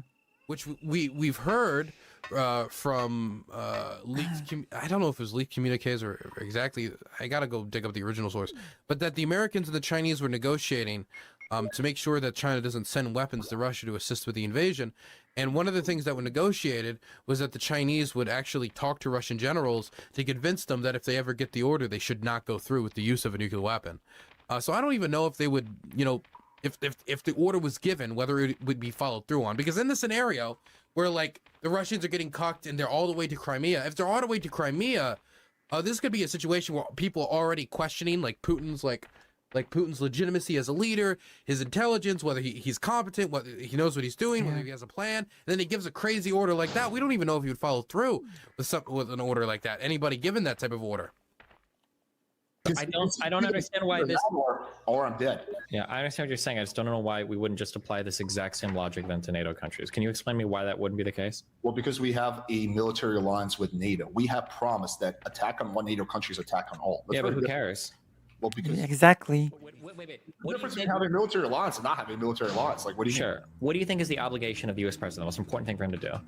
protect the American people? Okay, if Poland gets invaded and we go to war on behalf of Poland and we cross swords with Russia, is that good for protecting the American people, or does that escalate our chance for nuclear war? True. I think it escalates the chance for nuclear war, but Whoops. it is different when we have a promise, right? So we're looking like NATO. Oh yeah. They're different This countries, person's an but we're idiot. one unit, right? So NATO is much A more promise. the U.S. than, for example, Promises get broken every day. formal military alliance. So yeah, I do think it would be pretty bad if we just let NATO crumble, right? Because then that would open up the door for all kinds of like crazy shenanigans. But again, this is not what's being like discussed here. We're not talking about a country that we have a military alliance with. We're talking about a country we have no military alliance with, who is facing a struggle with, its. Sure. Okay. Let's say that I buy all of this. Okay. This What person's if it an was idiot. the case that it seems like Ukraine is going to win anyway, even without U.S. help? Should we go in and invade Ukraine and damage them? No, I don't think we should invade Ukraine. Wait, why? What if Ukraine is on the verge of winning? Wouldn't that push Russia towards dropping a nuclear weapon all the same? I don't think Ukraine is going to be on the verge of winning without American massive. Well, no. Let's say hypothetically. Let's say they were. Wouldn't that increase the chance of nuclear war? Like, Well, I think we should I think we should take the role of mediator. So in that situation, we should mediate. Like we should. yeah, but then let's say He you. has the mind of a child. Yes, exactly. That we want the rest of the world to respect. Russia already agreed to follow them. We literally gave up our fucking nuclear weapons in '94 so that this exact thing wouldn't happen, and now it's happening. So fuck Right, you that's guys. that's a bad situation. But our hands are tied at this point, right? Our hands. Yeah, no, are but I'm hold on. I'm asking us to We're remove from talking this about point. things we can do, and we No, think I'm saying remove ourselves from this point. I'm just asking if you would apply the same logic. If you would say, okay, listen, I understand Poland that you're really mad, but like you guys have to understand that if you win, or no, I'm sorry, not Poland, True. Ukraine, you guys are really mad, but you got to understand, guys, that if you win this war against Russia, it might move the world towards nuclear war. So you guys aren't allowed to win. we should have a private discussion with Zelensky about that, sure. But at that Yeah, point, no, stop. Hold on. You're avoiding the hard question. Zelensky What's the says hard no. question? Zelensky. Also, can we we'll go back and we'll finish this debate after I have a separate debate, which we're about to have, or conversation, whatever it turns into. Oh my god. But something to consider here. Oh man, I immediately lost my train of thought. Oh man, I immediately lost my train of thought. What were they saying? that's sure. But at that Yeah, point, no, stop. Hold on. You're avoiding the hard question. Zelensky What's the says hard no. Zelensky says no. Fuck you. I want my country back. There is no diplomacy to be. Oh, something that this. Okay, I remembered it immediately. So, I think a lot of what's being missed here is the big picture. What the Russians want, and they've been semi-open about this. If you listen to the people who actually work in the Russian What? Recovering the Russian Empire borders. like foreign apparatus, like the people who are working in like the Russian version of the State Department, their diplomats, Right. stuff like that. The Russian foreign policy is built upon them eventually having either influence or complete domination over the entirety of what is now considered the post-Soviet sphere. Right. We're talking about not only Or even actually Putin was going as far back as the Russian Empire. Ukraine, but Moldova, Estonia, Latvia, Lithuania, Poland. possibly Finland. We're talking like a bunch of other states, Poland as well. Poland was a puppet state for the USSR. like Romania, like a bunch of countries that they have no business telling them what laws they can and can't pass, who they can and can't trade with, what alliance they can and can't join, that they want to dominate. That's the long-term goals that they are moving towards. And this is one step forward in this goal. There's another element to this of Russian nationalism. I mean, there's Russian nationalism in all these examples because Vladimir Putin seems to believe that Russia deserves an empire. Yeah. And of course, when we talk about Ukraine, they believe that Ukrainians like fake. They're not like a real people. They're like They're basically like mountain Russians or whatever they're Which gonna is call them.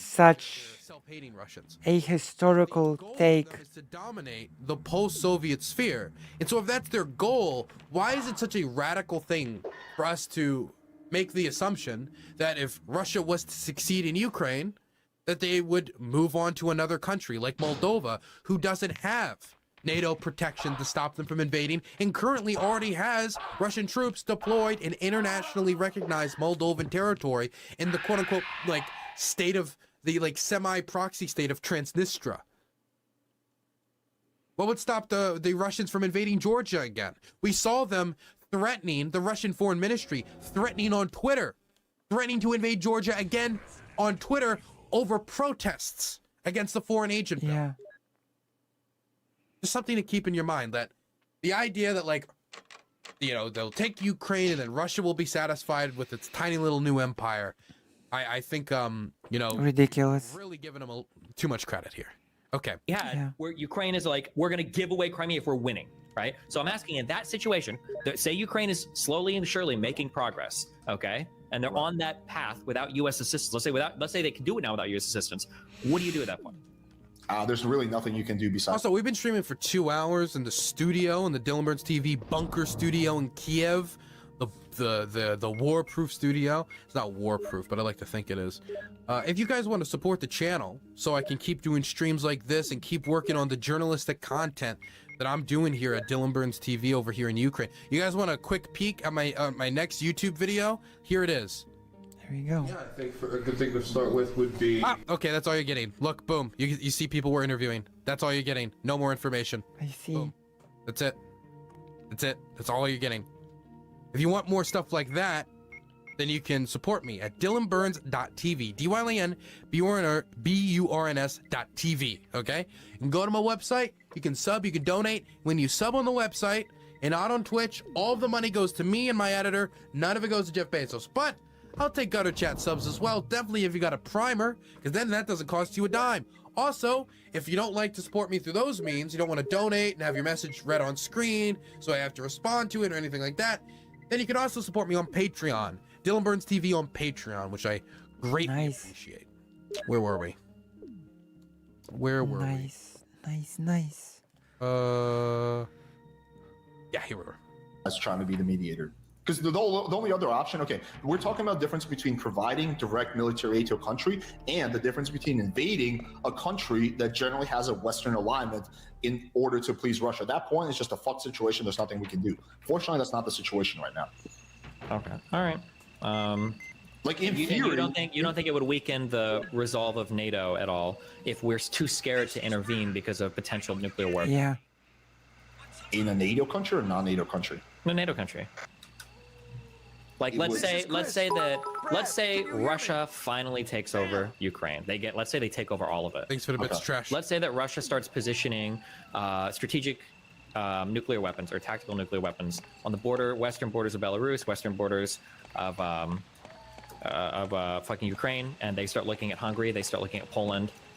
What is Alex going to be saying now? Like that they position those weapons? Is Alex going to say we need to start flying jets and shit to defend our NATO allies with those nuclear weapons positioned on the borders, or? I think you have to defend NATO a lot. Hello, fake Kyle. But I think, like, fortunately, like you're talking about a hypothetical that's not happening and not even close to happening. That's not the example right now. Like Russia right now. That's why again. No, I understand it's not happening right. Yeah, it's not happening right now, but that's why it's a scenario. It's a hypothetical, right? We're trying to see if this logic that he has for this war, if applied to another situation, would stand the test. If it's something that is like It wouldn't.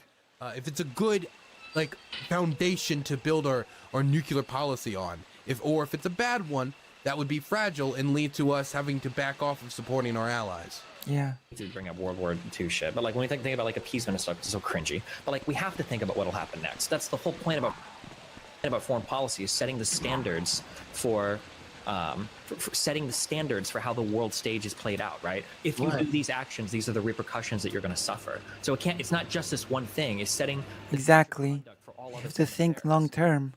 Right, and like I don't understand why it's the U.S.'s job to intervene in every single war. Like I don't think that's a every job. single war. There's tons Nobody said it was the job of the United States to intervene in every single war. Dude, I'm trying to remember this quote from the Boondocks, the cartoon.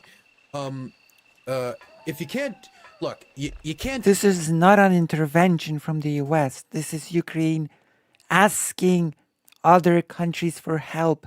Ukraine is asking every single country for help. And the countries, including the US, provide the help. And the US just happens to provide most of the help. That's it. It's not the US doing an intervention. If you can't do everything, do what you can. Wars going on right now in other continents that we don't give a fuck about. This isn't every single war. This is So why are we so obsessed with this one? because it's Europe, bro. It's our fucking continent. Are white people better than like Asian people or black people? Like, Yeah, we are, but it's not just about racial superiority. but what else is there about? Because the way, there's a couple of things that make this Jesus special. Christ, doesn't he? One is because in 1994, 3 countries, I don't remember them, it was Belarus, Ukraine, and one other shit country. I'm sorry, I shouldn't say that. 3 countries gave up their nuclear weapons in 1994. The I Budapest think it was Kazakhstan. memorandum saying we're going to give up our nuclear weapons, and in exchange for giving up our weapons, you're going to invade us, right? And there were signatories to these agreements. The United States was. Just gonna let that Russia hang. was. I think Germany, France, and some other loser country was. We all agreed that maybe Kazakhstan. We decided to we're going to not invade these countries. We're going to respect that when you give up your nuclear weapons, okay, to decrease nuclear proliferation around the world. We made that agreement, and now their shit is getting invaded and fucked. Okay, so we're saying that one, our word means nothing in terms of that agreement. We don't give a fuck anymore if somebody invades you. Wait, we also had an agreement that we're not going to push NATO west of, I think, was it Germany or something like that? East of Germany? No. Okay. We broke that. Wait, hold on. Number one, that conversation in particular between State Department Baker and Gorbachev was about militarizing East Germany. That not 1 inch eastward, not 1 inch eastward. That wasn't a formal agreement to never expand NATO. If it was, they should have gotten in writing. But 2, even if that was an agreement, that was an agreement made between the United States and the Soviet Union. Okay, that was a conversation in 1990, I think. Dude, to say that the agreement made between the Soviet Union and the United States about the expansion, about the reunification of Germany, should still apply when the Russia no longer exists. Like the Soviet Union collapsed. Geopolitics are going to rechange and reassess and morph afterwards. Like the power vacuum was going to be filled, and the people, and it wasn't like we marched the evil armies of NATO forward. The Poles asked to join NATO. The Hungarians asked to join NATO. The Estonians, Latvians, Lithuanians, of course, really wanted to join NATO because they knew once Russia got back on its feet, it was going to be coming back. These people wanted to join NATO because they were scared that they were going to lose. Like, I mean, of course, to another power coming in, conquering them, reasserting themselves. If we were to keep this rule that like we just didn't expand NATO eastward and we just kept NATO as it was before, then what would stop Russia from just like slowly creeping back and just replacing the Soviet Union with just a Russia empire in the future? If all things played out similarly as they played out now. Some would say that it wouldn't have played out similarly as they played out now, but I mean, Putin, like, he got in office in the year 2000, man. Like, it wasn't that long between the collapse of the Soviet Union and his rise to power, man. And it's not like he's the only Russian nationalist in Russia, and he's not the only person that was pushing Russia in that kind of right-wing nationalist direction. I do think maybe we could have done more to drag them together, but like what's done is done, as you know, when it comes to Russia. Like, I do think we maybe could have done a little bit more to try to, you know, maybe we try to like Marshall Plan it, but who knows. That the Soviet Union dissolved. The idea that any of those agreements made would still be reflected today doesn't make any sense. Also, all the Baltics joined NATO. Like, we've already moved NATO eastward, so that's not even relevant to this. Well, I know we break our word and Russia breaks their word. No. Russia is not. We would ever think that Russia would have a say over whether other countries can join our military. True. Why would that ever be the case? Because the deal we had with Moscow was that we're not going to push NATO. I'm not saying that it was. We didn't have that deal. That deal didn't exist. We did not. Really, you're saying we did not have a deal with Moscow, that we're not going to push NATO in the military, and we like now have weapons in Turkey and stuff like that? Like, you really think we? I promise you. Yep.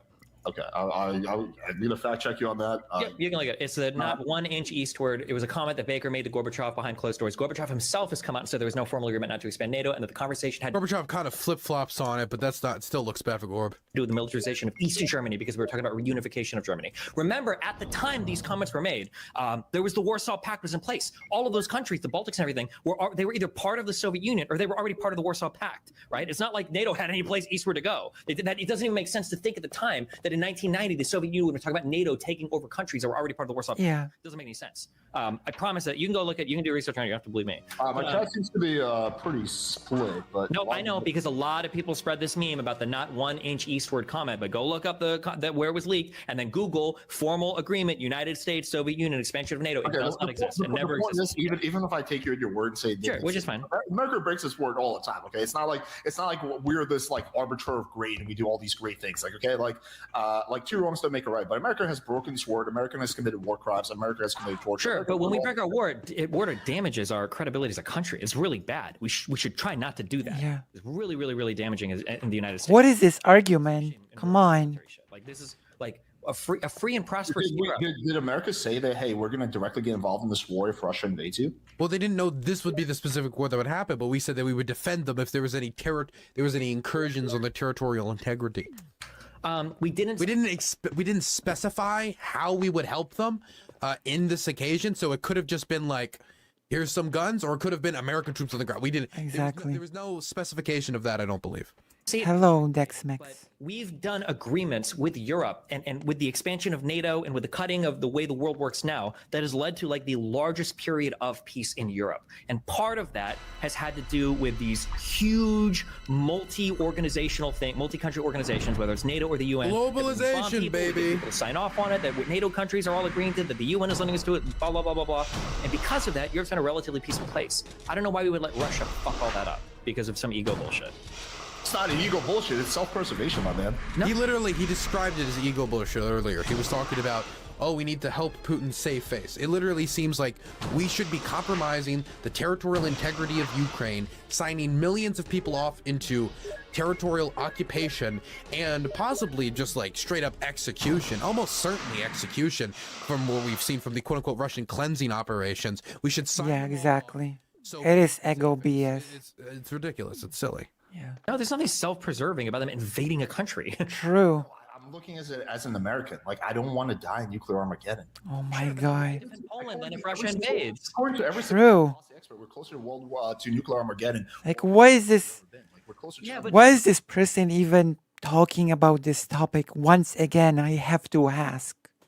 If the only thing he has is, oh, nuclear Armageddon. I don't know. No, that's not true. Not every single foreign policy expert says we're closer to nuclear Armageddon than we ever been. I think Ridiculous. the crisis was much closer to nuclear Armageddon than this, and I think most experts would agree with that as well. But Russia's pushing that. Things are not good right now. Yeah, Russia's pushing that though. They're the aggressors. Yeah, that's Right, and true. we're contributing to it. By not giving it. Okay, but then again, then what you're just No, we're saying. not So then talking let's about say. not giving in. We're talking about directly providing military aid, over $100 billion. Sure, but then again, I Yeah, would just not enough, I might add. Standing around like just doing nothing. We're talking about literally getting, semi-directly involved in this thing. Sure, but like Russia invades Poland and all your arguments are still the same. You're saying, well, it's a military alliance. That doesn't have anything to do with a nuclear war. Nukes don't care if we're allied to the country we're dropping them in or not. Like it would be the exact same argument. True. It wouldn't be because we have a formal NATO alliance. Like I think there's a big difference between a NATO country and a non-NATO country. Also, fortunately, I really don't think Russia's going to invade a NATO country.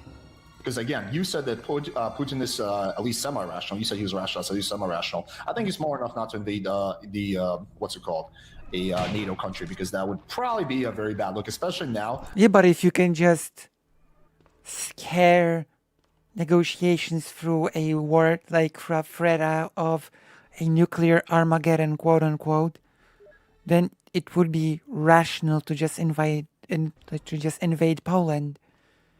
It would become a rational thing to do. He has seen how poorly his military performs with a non-NATO country. Yeah, he's not looking to start beef with any NATO country. I think the odds at this point in time of Putin invading any NATO country is like less than 1%. They're insanely small. I guess my Yeah, at question this point, yeah, but This sounds like a really good case to put Ukraine in NATO so they don't invade again. Because, like, Yeah. let's say, okay, let's ask Alex this question. Well, I mean, he obviously can't hear me, but why don't we ask Alex then, okay, let's say we do this and we give up all this territory, we do all these things, all these horrible things we shouldn't do, but let's say we did it. What would stop the Russians from invading again? Nothing. To put troops on the ground to stop Nothing. them, to make our word mean something. Why should Ukrainians even listen to us when it comes to signing this peace agreement if it means that they could possibly just invade again next time. Definitely, since one of the Russian demands is demilitarization and neutrality, which if combined puts Ukraine in an extremely vulnerable position, which Russia could exploit in the next invasion. I mean, like if they take over Ukraine or if they maintain Crimea and they slowly, I mean, like They're not even close to that. they're not right now because of how much the U.S. is helping, though. Collapse. Yeah, but Right. like Now we're in a position to arbitrate and find a peace. yeah, See, but the tens of peace, thousands it's of not lives. peace. It's not peace if they hold on to Crimea. That means they conquered territory. It's still peace. They have territory, sure, but it's still peace. There's no Yeah, but I war mean, going on. No you one ever is. played, So peace no matter the cost. Games or whatever. No, I'm not a gamer. You know Okay. Wait for Yeah, I mean, like when you're in wartime in these games, like when you go to sue for peace, you're not allowed to be on the losing. So exactly. So peace.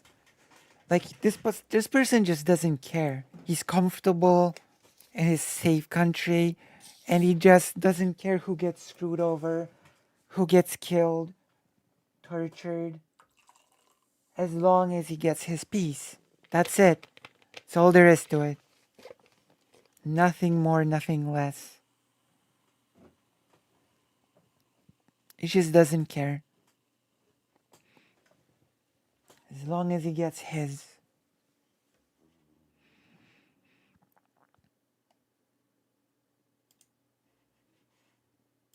Losing team and say like, okay, well, I'm losing right now, so let's just stop the war right now, and I want to hold on to all the territory that I'm keeping. The game mechanics won't let you do that. They'll say, sorry, you're losing the war. Well, if you we're want to not have saying- peace now, you need to give away like all your land. Like if Ukraine is winning this war, I don't know. I would say to Ukraine, whoa there, buddy, time for you to slow down. I know that you're doing okay right now, but you're gonna have to give up that territory that the whole world agreed that you own to Russia because they've got nuclear weapons. Okay. So- Well, let me phrase it like this. What do you personally? Yo, can we imagine the world went to Vietnam and said the same thing during the Vietnam War? Or Yeah. Afghanistan during the Soviet invasion of Afghanistan? Or to Afghanistan during the American invasion of Afghanistan?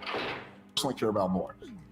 Who the Donbass region belongs to, or nuclear Armageddon? Like, which one of those is like more? Both of important? those are important, but I think that One of them has to be way more important. but, But to me, they're not even but the close. thing is, all the foreign policy Nuclear plays, Armageddon is way more important that I don't really care that much who controls all the Donbass. foreign policy See? Like, this is such a baby brain logic. Just repeating nuclear Armageddon over and over and over. This person is an idiot.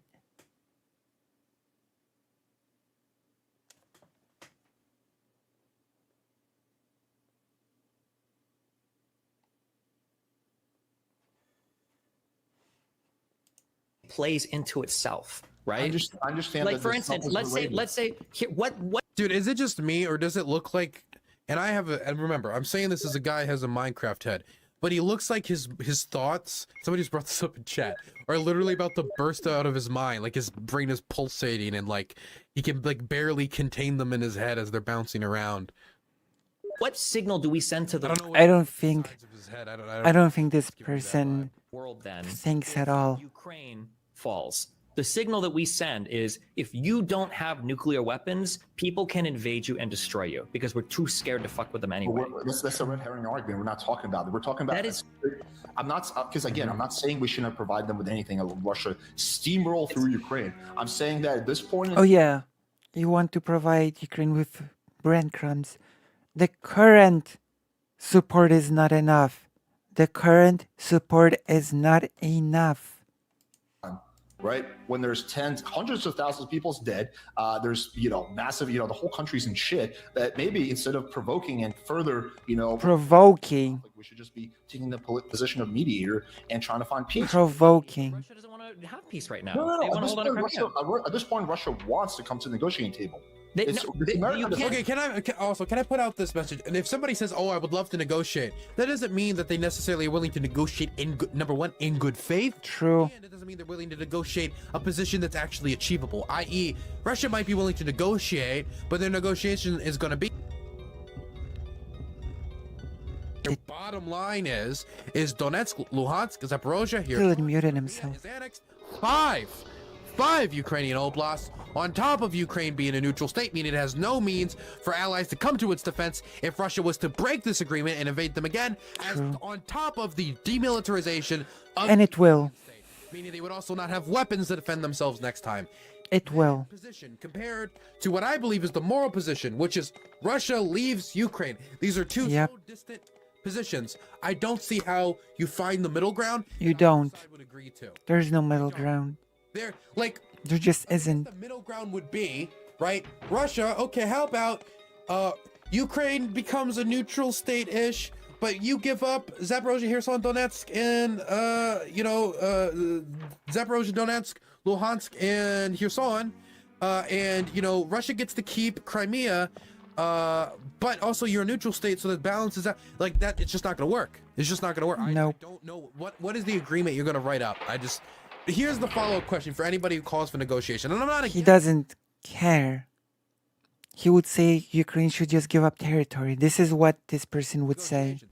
If we had negotiations tomorrow, that'd be perfectly fine with me. I just don't think it would end up anywhere. My question for anybody whose main point when it comes to this war is negotiate is, Also, we already had negotiations. what do you think the proposal should be? And that's where most people start to trip up, because it's very difficult to write a proposal for this situation because the positions are so diametrically opposed.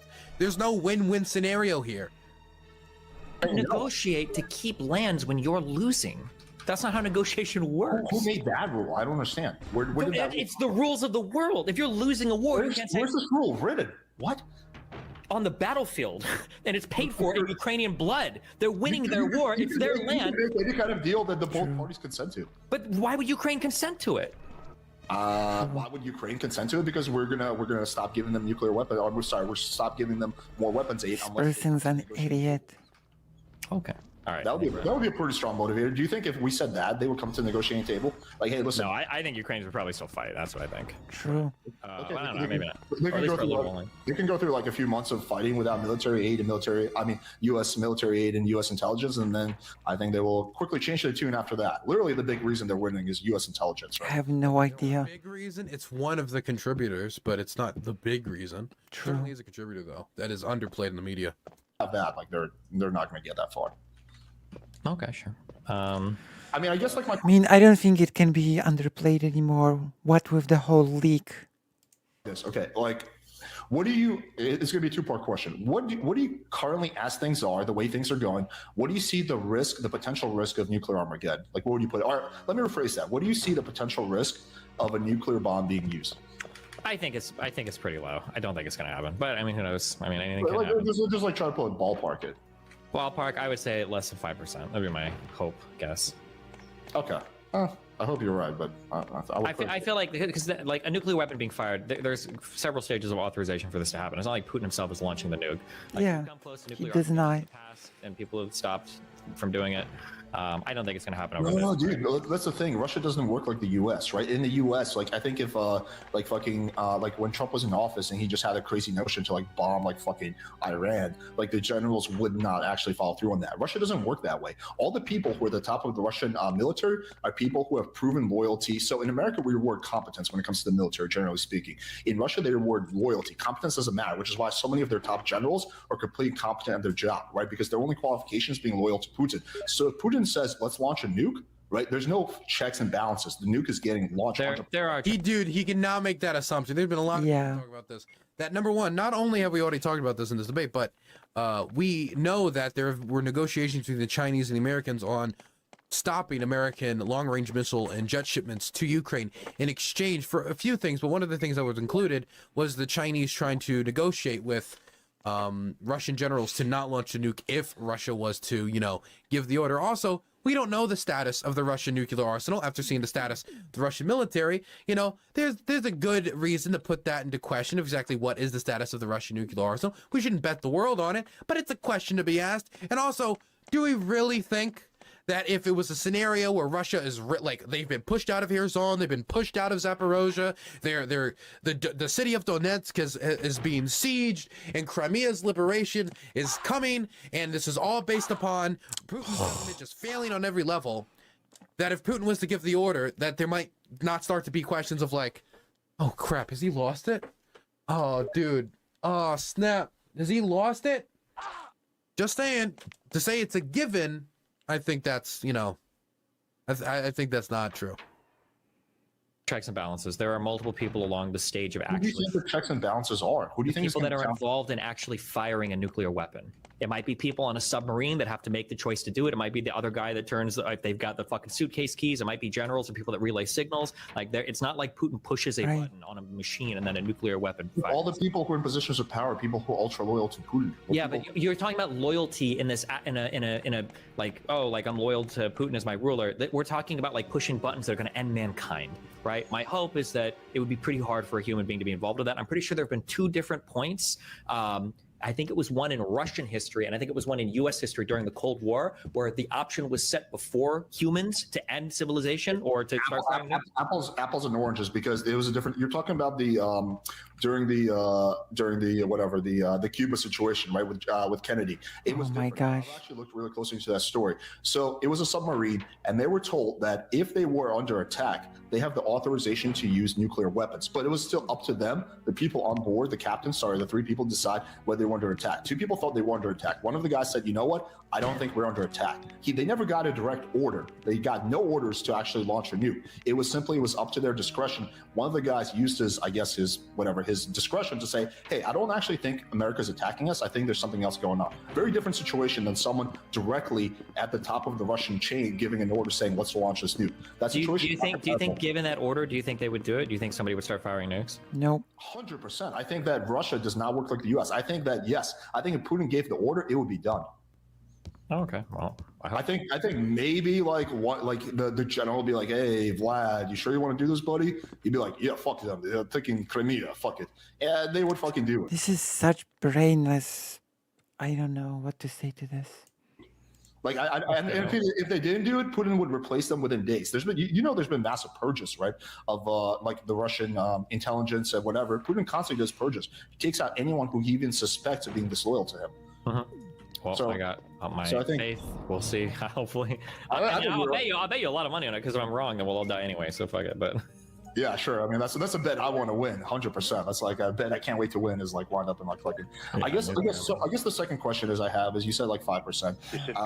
What do you think is the risk if we just at this point in Oh time? my god, I'm getting rated by everybody today. I got rated by IRI, I got rated by Matt Bender, and I'm getting rated by Stardust. I haven't talked to Stardust in forever. Hello, Stardust. I'm watching a debate about Ukraine after debating 5 conservatives at the same time. Oh my on gosh. Every issue under the sun. Welcome, welcome, welcome. A lot of my raids gosh. today. Thank you, Stardust, for the raid. I hope all of you drama whores are ready for. I could use a raid or 2. We do what I say, which is we just try to help mediate and like negotiate this. What do you think the risk is then of nuclear Armageddon? I think Or it puts just a not? really bad. I think it puts the world in a really awkward place where every don't single think there's a non-aligned chance state is for now that. looking to join Could Russia be and the honest. United States in some sort of military pact, and where That's not gonna happen. pushing to get their own nuclear weapons. That's 'Cause it. now, like, rules have been set to where, like, if you have nukes, you're safe, and if you don't, like, Iran and North Korea already kind of proved that concept that, like, hey, look, if you've got nuclear weapons, nobody's gonna fuck with you, and you can be literally as fucking insane as you want. But I liked the message before, where it's like, listen, like, even if you don't have nukes, like, there are these different kinds of agreements or memorandum, like the Budapest Memorandum. There are these things in place. It's like, listen, like, I know that you don't have nukes, you don't have former alliances, but like the United States and other countries are gonna kind of look out because we don't want people like to feel like they need nukes. Yeah. I feel like Russia winning this war leads to more nuclear. We're not talking about that. We're just simply talking about Russia taking, like, I don't know, coming to the negotiating table and taking maybe 1 or 2 territories, right? We're talking Yeah, about. no, that's what I'm saying. I think that's what This is so ridiculous. parts of Ukraine. 1 or 2. So you think so? Yeah, 1 or 2 territories. This like Like, what is the percentage, or? Yeah, of a nuke. By the being used in way, that situation. when you say 1 or 2 territories, that's not what's at stake here. Russia is currently controlling parts of at least 5 separate Ukrainian oblasts, and they, under Russian law, have annexed all 5 of them with a rubber-stamped "quote-unquote" referendum. So it's not 1 or 2; it's 5. I mean, the Russian demands are maximilious. yeah, of course. Maximilious? How do you say it? Maximist? You get the Maximum. idea. Or maximist in nature. Maximum. It's 10%. I don't know. This is Well, like it a goes up. macro. Yeah, I think it's a greater risk to worldwide security. Maximalist. Maximalist? Maximalist. There you go. Maximum. security to allow Burns Russia to is conquer an territory and keep immoral, it. Yes. morally Otherwise, corrupt I would have a different man. opinion on this. Yeah, I think that Okay. represents a risk to world stability. Yeah, I think it's a What kind of evidence would you need to see for you to change your mind and think that maybe the risk is higher with the ongoing war rather than like a peace negotiation? That Russia is starting to make verbal commitments to like nuke stuff True. once a certain line has been crossed, like i.e. I will nuke this if you take Crimea. The reason Yeah. why they're always so vague about it, and they're like, well, you know, if our territorial integrity is threatened, like, you never know what we're gonna do, we might use the reason they're so vague about it is because they don't have to commit to anything, so they can saber rattle and get the fear that comes with having a nuclear arsenal without having to commit to anything that could, you know, have world-ending potential or have massive repercussions for the Russian government, which launching nukes would have, since the Chinese and the Indian governments would not like that, and it would probably lead to them agreeing to a price cap on Russian energy exports, if not a total embargo. Couchman 11111, thank you for the tier 1 beats up for 16 months. Hi, hello back to you. So yeah. This is a hard one. I think it would have to be like a multi-leveled. Like the problem is like all foreign policy is so interconnected. Multi-level marketing. Single, like a stat or study. I think it would have to be like a big lecture by some foreign policy guy that would be persuasive to me. But Multi-level marketing. the argument showing that like There's been many lectures by foreign policy guys. I can send you a whole bunch of links. yeah, I know, but like there are also people that disagree with those foreign policy guys, right? So I mean, it's a hard one to. So then that wouldn't do anything for your position. No, but I mean, I could hear persuasive arguments. Like, I'm largely unconvinced by the Mearsheimer guy as the realist foreign policy dude that everybody always cites in terms of shitting on Ukraine and stuff. And I think his arguments are relatively unconvincing. And then historically, I think some of the predictions that he's made about Europe and the state of security in Europe are pretty wrong. So I don't really buy into that, like, foreign policy school of thought. But I'm also fucking musical dropout retard. So the problem is, like, Russia. We both know you're not a retard. You're a smart dude. No, I'm sorry. Russia has a history of highly problematic behavior, and it would be a shame if that continued through Ukraine, I think. Well, so does the U.S. What is Not as bad as Russia. true? I mean, they're both. I mean, it's like saying, like, what's worse, the fucking dude that stabbed you? Also, would the response be then, if America's doing something bad in the world, that we should enable said behavior, so reward America for said bad behavior, and that's gonna stop them from doing it again? Like, How? I'm not from the US. This argument rings hollow to me. If anything, I think it would encourage them. So, I mean, if we would apply this logic evenly, Hollow argument. that the world should be like, okay, America, if you want to keep the Iraq, then you can keep the Iraq. It's just a big oil thing for you. That's, you know, it is what it. No, the world should not do that. That's a bad idea. The dude that like robbed your house and like Russia is worse. I think we they're, can say they're, that. both, they're both pretty bad. No, Russia is way worse than the United States. It's not even close. In what sense? I mean, In how far the back sense are we of going? state-run media, where let's go back to On human rights, yeah, I Wait, agree with you. wait. Let's go back to 1991. Okay, so let's ignore the Cold War because there's a lot of foreign policy throughout the Cold War, especially in places like South America, was questionable. I'll admit that 100%. But from 91 onwards, dissolution of the Soviet Union, the Warsaw Pact, I would easily side with the United States over the insane shit that Russia does. Absolutely, 100%. Yeah, I mean, we do a good amount of insane shit too. Constant like fucking interference in other people's countries, government. Dude, the invasion of Iraq is probably one of the biggest stains. Our continued supply of the Saudi government for the war in Yemen. It's also a big stain I would point towards. Right. But it's also like, if Russia was more powerful, would they do more? Because they Yep. invaded Georgia, they've invaded Ukraine now twice now, and they were heavily involved in the intervention in Syria and some of the most brutal bombing campaigns. Very brutal bombing campaigns. Honestly, I think if they had more influence, or if they were of a similar size as the United States, if you would have put a gun to my head, I would probably say they would probably end up doing more damage than the United States. That isn't to say the United States hasn't done damage and the United States doesn't need to improve and the United States doesn't need to correct its horrific actions. But I mean, if we're comparing, you know, Russia to the United States, This comparison is that's the just empty conclusion to I would me. come to. Overthrows What about us, basically? Since 91, like what?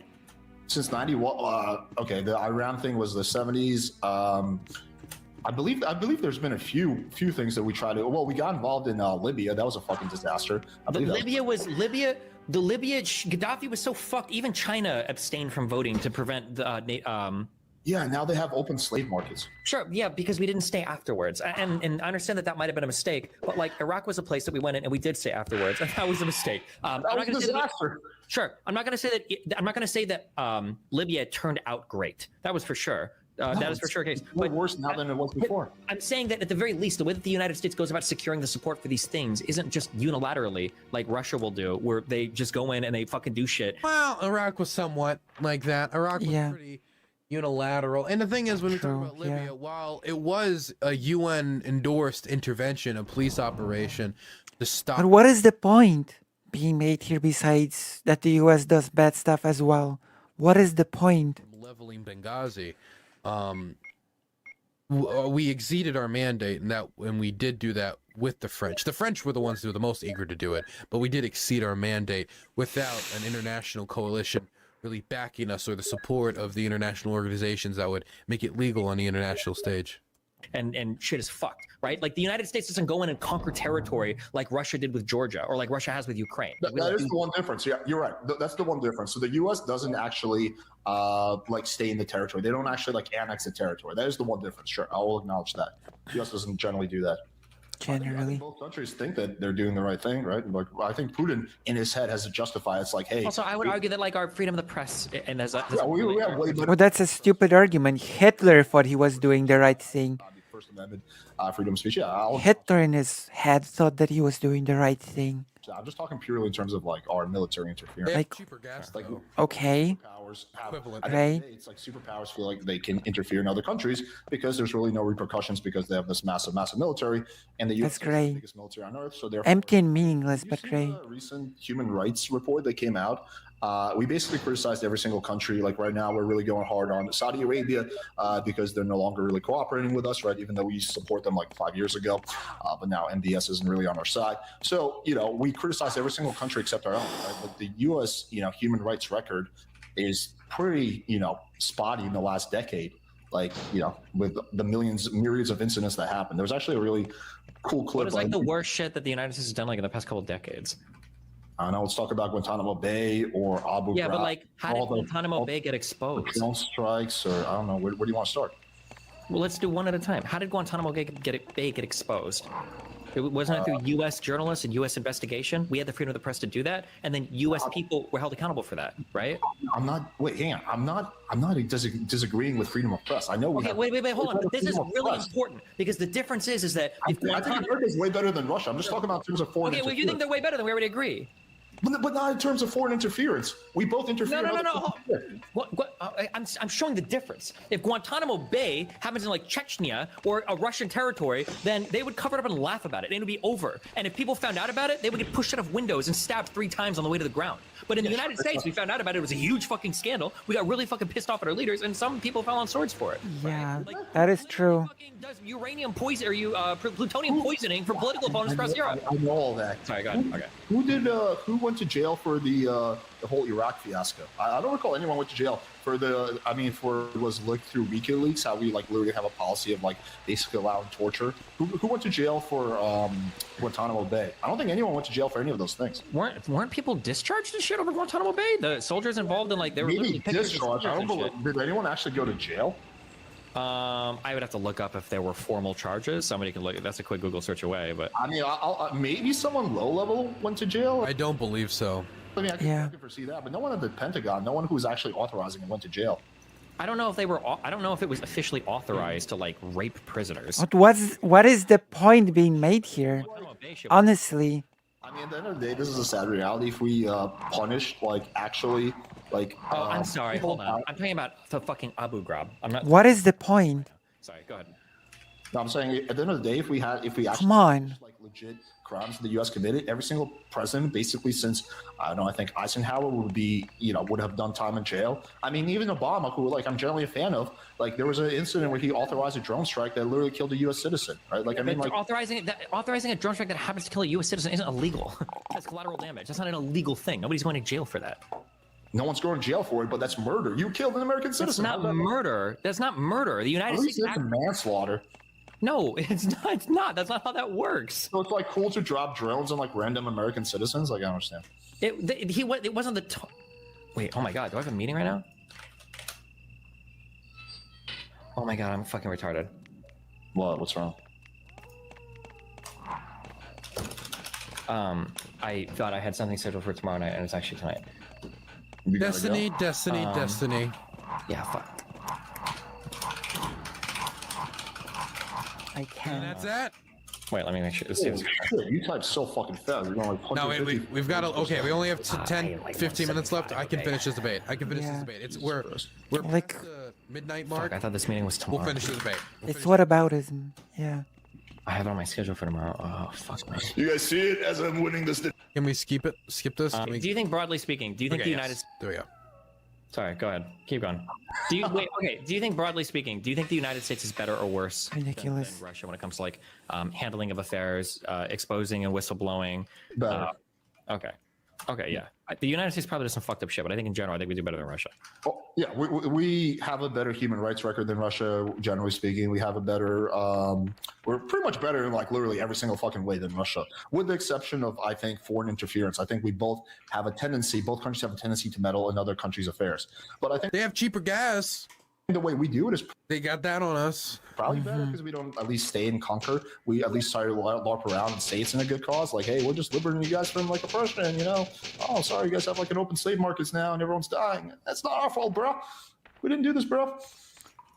The This. second argument I would make is actually financial. So, like, I was looking at the statistics, right? So, there's about 5 million homeless people in the U.S. I mean, I guess I would start off with this question: do you This think person just stick to between, talking about Andrew supporting Tate. Ukraine and ending honestly. homelessness? Which one would you pick? That's not how dilemmas are usually done, but I guess you'd probably end up saying ending homelessness, but that's not how politics works. You don't, because the money that's allocated for the military, you can't just take it and throw it over to homelessness. Like, we can't just take Yeah. the javelins and give them to the homeless and that solves homelessness. We can't take old 1960, 1970 armored troop carriers that we're sending over to Ukraine because we don't even use them anymore, and just give them to the homeless to house themselves. Like a lot of this, it's not that transferable. We can do both. I think we should do both. Yeah, exactly. I'm not sure. That's a hard one, but our budget doesn't really work that way. So, I mean, Well, just you're the president, you're the fucking dictator of the U.S. What do you? Which one of those is more important to you? Dictatorship. I feel pretty strong about the foreign policy thing. So it'd probably be the war in Ukraine would be my guess. But Really? I would have Rather to than think- helping American people? Really? Yeah, I think so. Our foreign policy is really important. I think in a roundabout way, it does help American people that the United States is like the fucking, like the signaler across the world for freedom and shit. As cringe as that is. Damn, dude, I think you gotta renounce your liberal badge and jump on the neocon bandwagon. Well, that's, you know. No. I think the correct classification would be, I don't think he knows what a neocon is. I think people just think neocon is when you're aggressive on foreign policy. That's not how it works. You have to be conservative to be a neocon. You could call him a liberal hawk. No. I don't know if he's a liberal hawk. Just because he supports Ukraine doesn't make him a liberal hawk. But if you wanted to call him something, you would have to call him a liberal hawk. It was a Bush era Republican. That's not like a really position at all. Like, really, like you helping homeless people, like it's pretty important to most I think liberals. helping homeless people is important, but it's not like it's one or the other. It's not like if we weren't supporting True. Ukraine, we'd be helping homeless people. Like this money is not fungible. Like this money is like we literally print Yeah. it. Like it's not like we're helping one and not the other. Right, but we could take the $100 billion and use it to help. I'm not even actually saying we should focus on homeless people. I would focus on other things, but we could use that $100 billion They have said it. people. No, we're not. We're not gonna do it. We could do that right now if we wanted to. We're not doing We that. could, but that's what we should do. That's a better decision. That's a better use of the If money. we stopped sending the weapons to Ukraine, none of that money would be used for the homeless, and there's True. no movement to take that money and use it for the homeless. I would say 80% of the people, because there are 20% that I think are doing this in good faith, but 80% of the people that want to stop aid to Ukraine do not want to take that money and then send it over to the homeless. If the people who are the people in Congress who are leading the fight against aid to Ukraine, we're talking about Matt Gaetz, Marjorie Green, these types, if given the opportunity, they're not going to take that money and reinvest it into the homeless population. It's just not going to happen. Yeah, but we're not doing that. We're not going to do that. If we stop for war right now, we're not gonna give that money to homeless people. So it's like not even a thing. Yeah. We're not going to, but I'm saying we could. Like, this is Oh. We won't. We couldn't. We wouldn't. take the money that we're spending on Ukraine and use it on our own people. There's no law against them. There's nothing that prevents that. Well, I there's just- a Yes, there is. Like, once something is allocated for a certain part of the budget, you cannot Yeah. take it and funnel it for other programs. True. I believe that's illegal. Republican Party that wouldn't. This is so ridiculous. probably wouldn't get done. I get that. There's a very good chance it wouldn't get done. But there's nothing that prevents us from doing that, right? So But there's you also don't- nothing that prevents us from doing both. It's such a weird hypothetical. We can just do both. It's the Federal Reserve. We can technically make the money if we want. It's our budget. Yeah, I don't think it's a really good idea to just keep printing infinite money. I mean, like I mean, we're technically not printing money to Ukraine though. We're selling them weapons, or we're sending them weapons, right? But that means that we have to pay for those weapons, right? Those weapons aren't free. Maybe I don't know what the state of like. And a lot of the weapons are being sent through the land lease program, which means they're going to be paying for them afterwards. Not all of them. Like, I don't know what the exact percentage is being sent through the land lease program, which was congressionally approved. Like for example, like I think 100 kind of armored vehicles were just bought by the Ukrainian government from Poland, and they're saying they're doing something similar with some American weapons. The manufacturing of them and everything is, but Well, they're not free. I guarantee you, Boeing and Come on. Lockheed Martin aren't doing This this. person knows nothing. You think like the CEO of like Lockheed Martin is like, oh, don't worry, U.S. government, we got you on this. no, I don't know what the structure of those payments look like. I'm just not sure. Well, the structure of the is typically, at least during the war in Iraq, there was no bid contract. So basically, This is not the war in insane amounts of money Iraq. to these, like whatever companies, like Lockheed Martin, Boeing, whatever. And that was basically the way of it. And I'm sure it's actually the same thing now. Maybe there's bidding now. I don't know. But the U.S. Industrial complex is pretty well known for, not doing bidding and just basically taking people who they have relationships with, whether that's corrupt or non-corrupt. So yeah, I'm sure it's the same thing that's going on. They're paying them money. Like we are giving money. The U.S. government's giving money to these companies to give weapons, and then the U.S. companies Oh my taking God. the U.S. government's taking those weapons, sending them to Ukraine. There's no mystery there. Okay, well, I mean, if Republicans wanted to come to the table and say we're going to support a whole bunch of social programs, and besides supporting Ukraine, then maybe I would be, maybe I'd I'm not against supporting social programs, by the way. I'm not like a Republican by any stretch. Sure, I'm just saying that like the people are acting like the money is like fungible. Like if we don't support Ukraine, we could support these social programs, but that's just not the case. We're not supporting the social programs because we've got politicians that don't want to. It's not because we don't have the money for it. Right. We're also spending this money on the war in Ukraine because we have a lot of politicians who are more concerned with geopolitics than they are the protection of American people. Yeah, but I think geopolitics is part This of is that. ridiculous. It's like the security of the world. I think Our position in We're gonna repeat the nuclear Armageddon line. with the world, like if that was to fall, if we were to stop doing all this international trade, we were not to be involved in the international community, and chaos was to descend upon you. Here's a great example. I think a lot of people don't realize how interconnected this war is, but a lot of people are advocating for the war in Ukraine to end, in part because how Ukraine acts as a breadbasket. It's a massive food producer, produces a lot of grain, produces a lot of food from its farms, and that food has now been stopped, causing the price of food in many areas in the world to go up, especially in certain impoverished parts of the world. But that's just one way it's affecting the world economy through our integration. So again, international stability. And of course, there's a whole there's a whole grain crisis in Poland because of this war. Okay? I could do a whole long segment about it. Stability has I'm not sure if implications for you're Americans at interested in home. that. I think a good example for how interconnected we are is just how bad it was internationally after the 2008 financial crisis in the United States reverberated into the entire world. The entire world had an economic meltdown. plays into like the protection of the American people. But Okay. I understand we have a disagreement on like how that plays out. I guess. Yeah, I just don't see how whether who controls the Donbass region in any way helps the American people, hurts the American people. Like I understand from an ethical perspective, like ability to be. Like I just want to clarify for your audience too, because they might be confused on this. I'm not like a Russian apologist. I'm not saying that You are. behavior is justified, right? You That's are. not what I'm saying at all. Like obviously when there's Hello, like, Arkaya. messed up, and then you war crimes being committed and whatnot, right? So that's my little disclaimer on that. The disagreements of what we should do about it. I'm just like, okay, how can we minimize harm and maximize good? And the way I see we can maximize good and minimize harm is by being the negotiator. By being a Russian apologist. We're not going to take sides in this conflict. We think what you're doing is fucked up, but we're not going to actually directly support this. What we're going to do is we're going to try to help mediate this. Yeah, I understand what you're saying. But I would take sides in this conflict. There's one side is clearly an aggressor, and I don't think I would be comfortable with a solution that has them ending up with conquered territory in 2023. Yeah, That just true. doesn't bother me. But Why would you care? There's a whole bunch of countries that take countries from other people, like other countries all the time. Why do you care? Europe, that hasn't been true for 30 years. That's insane. Why do you care? Sums up the argument, doesn't it? Why do you care? Why do you care? We're comfortable here. I'm super comfy here. Why do you care? There we have it. Exceptionally rare. I still don't understand why it matters. The only possible argument I could see There you have it. is, hey, my ancestors were from Ukraine, and that's kind of upsets my Ukrainian roots. You're really messed up. Who's not really identified with Ukraine? I understand why the Europe thing really matters.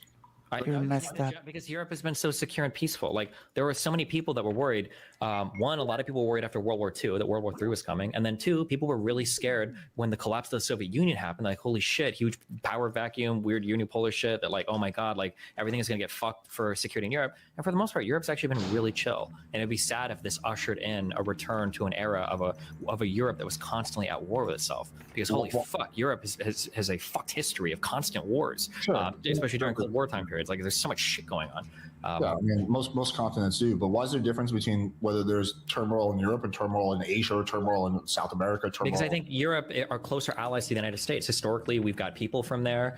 Worldwide, it's just we have closer alliances. But also, you say that, but our alliances in Asia are really important too. Japan and South Korea are very close friends to us. That's why we have a really keen interest in what goes on in the Southeast Asian region and those seas. That's why we have a big interest in what goes on with North Korea and their relationship with South Korea. Like we have allies there too that are also important. But I mean, like if China, I mean, like the Taiwan question is going to probably be coming up pretty soon.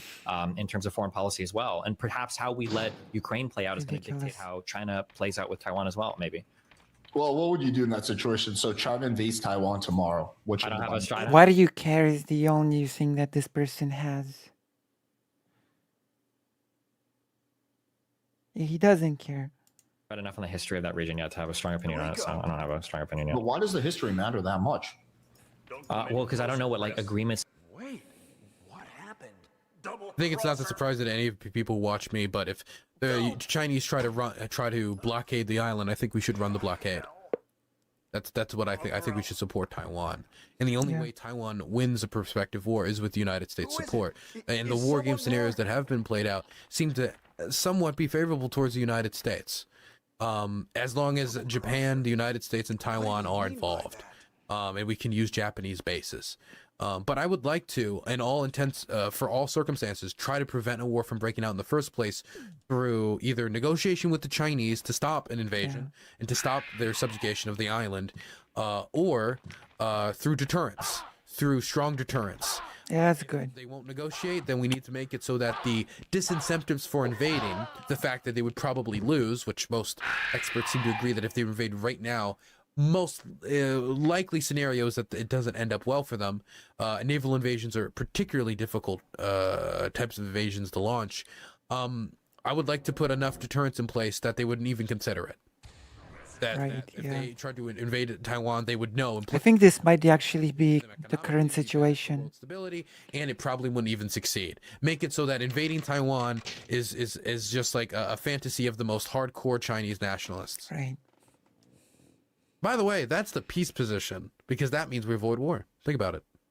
Yeah. Everything are in place right now for Taiwan. And I think when it comes to, as much as I fucking hate history, for geopolitics, like political affairs relating to geography and countries, I think that like the histories and the agreements and everything in place and how countries have acted historically is probably pretty important in determining what I think future action should be. So, well, we actually have more, I would say, of an agreement with Taiwan than we do with Ukraine. We have repeatedly, like the president, the VP has repeatedly said, hey, we will support you, Taiwan. We will militarily support you, like we got you. Right? Versus we never said that with Ukraine before this conflict happened. So if anything, if the U.S. has to pick between Ukraine and Taiwan in terms of its commitments, it should definitely pick Taiwan, because we've given them our word. Basically, we protect them. So if you're pro-U.S. Well, we didn't give them our word that we would protect them. Biden keeps saying publicly that he would, but then the White House kind of retracts it and says, well, one China policy, yada, yada, yada, et cetera, et cetera, et cetera. But I do think something is being implied, because Biden has done it like a few times now. But there's never been a strong commitment that has stood the test of time to coming to Taiwan's defense. The Taiwan Relations Act kind of leaves it up in the air. Defending I do think that we're leaning closer and closer and closer towards supporting Taiwan during an invasion, which I think acts as a strong deterrent towards Chinese invasion. Ukraine. You definitely have to be pro-U.S. defending Taiwan. I understand what you're saying, but I haven't looked at the history enough yet. But maybe, yeah. Well, just assuming what I'm saying is true, which was we've given them our word that we're going to defend them. Maybe, but if that's true, then I mean we gave Ukraine our word kind of as well. So I mean, like, it feels like a very loose word. Like we said that we literally had a memorandum. Come on, wait. You're telling me that Biden's saying that he would come into the defense before? Hey, let's see, if I donate, can you do a segment on the James Baldwin versus William F. Buckley debate next stream? I promise. I promise I will do that debate. I will do that debate, and I will not be playing a game while watching the debate, okay? Like, I'm not responding to it now actually because I don't want to be playing a game over that debate because it seems like a more like serious debate than between like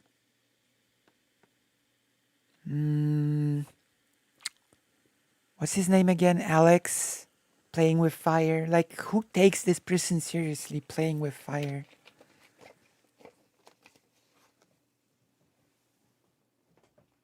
At least with Destiny you can make the strong point that the strong argument that he actually knows anything, but playing with fire. So yes, I can and I do promise to do the segment next stream.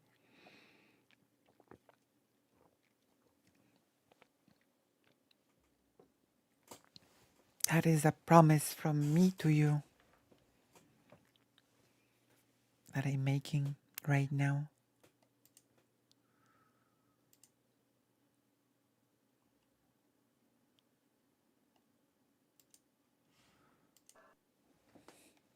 Don't! Hell. Umbrella. Oh my gosh. Someone there?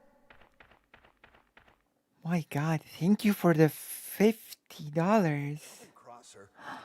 Thank you so much. Wow, okay, thank you. Now we definitely need to do it. Here's your monies for next stream. Thanks, yay. Thank you. Thank you very much. All right. I'm going to finish this up. For the White House for I'm tracking. going to do it next stream and for sure. reasserts the one China principle isn't loose, but us saying in a memorandum that we signed with the Russians and the Ukrainians that we would protect Ukraine's territorial integrity if it was infringed upon is loose. I don't know. This feels, I don't know. I don't like that. Before literally 100% said that nobody will invade with you, fuck with you, do any weird shit with your country if you give up your nuclear weapons. That was the whole reason. Did we say we're going to guarantee that with our military? I don't know. Did we guarantee hate this so Taiwan much. like military? Yes, we have with Taiwan. We have actually said, hey, we will like defend you like militarily.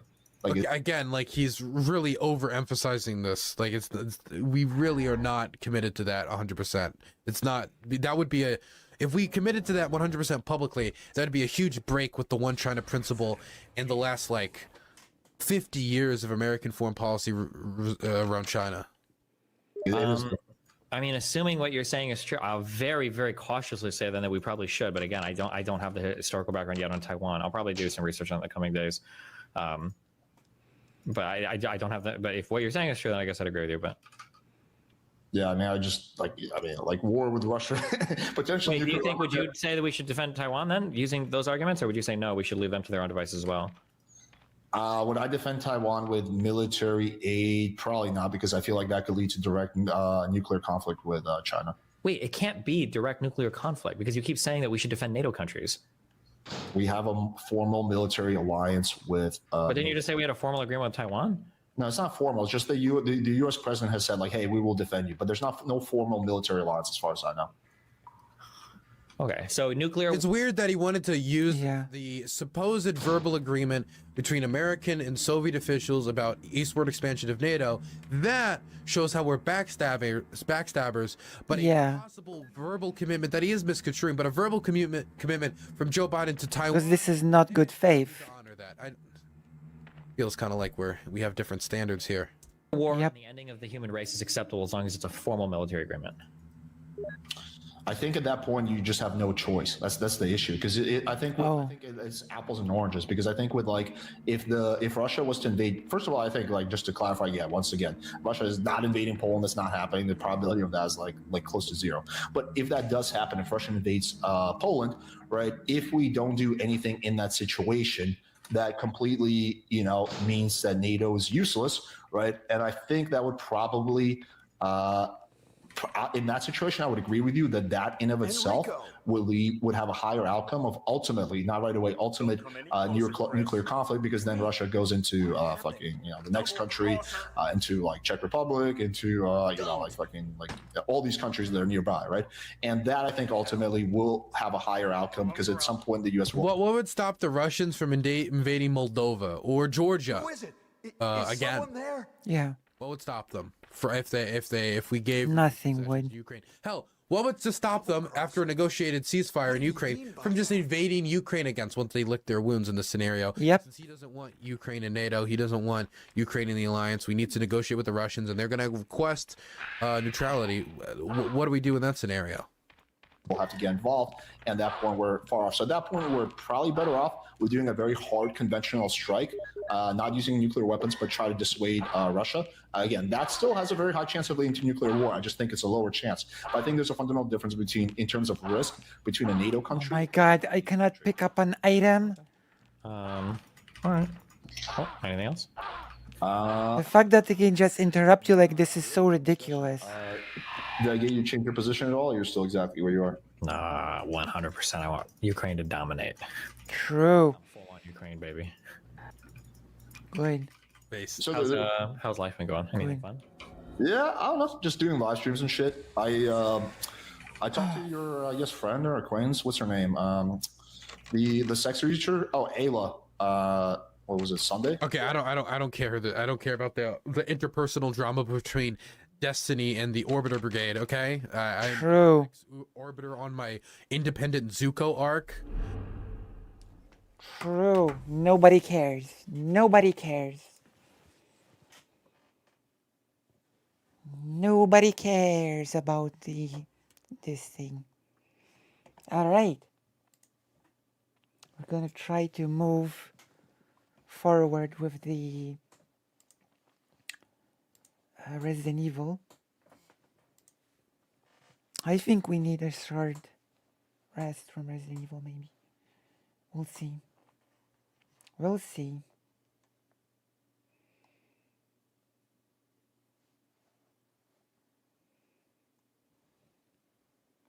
Okay.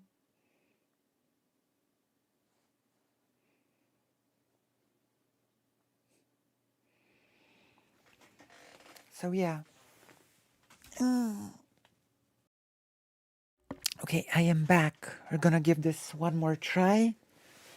If we make progress, we make progress. If not, we're gonna continue this next time after we do the main planned event. Alrighty. I'm gonna turn off the browser for now. I'm gonna come here.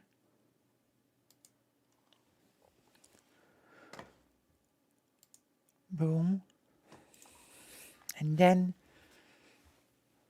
it's time.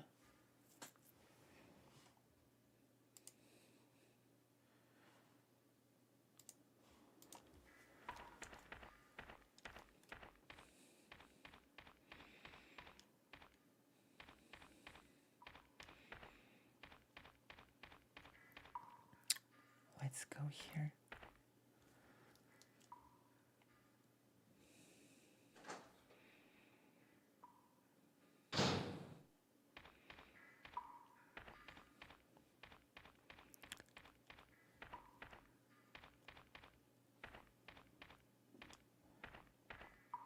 All right. We're gonna make the game a bit louder.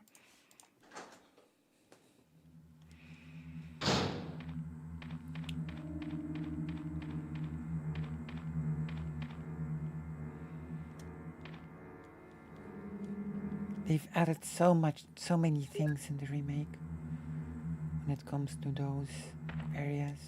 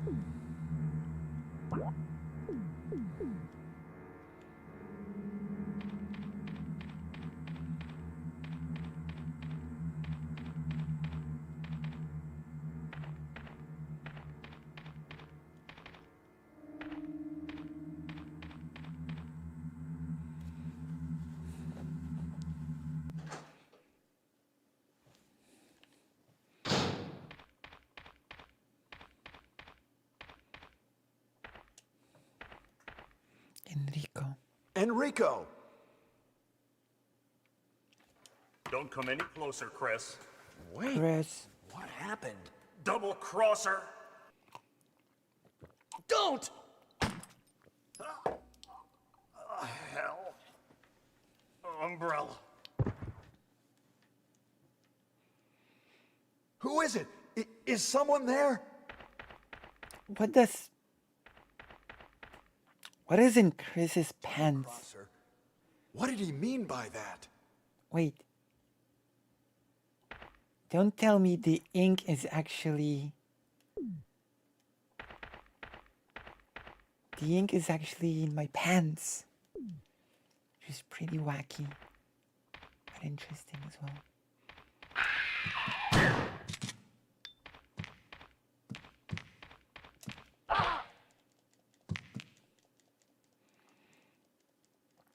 There you go. I took this risk for the greater good.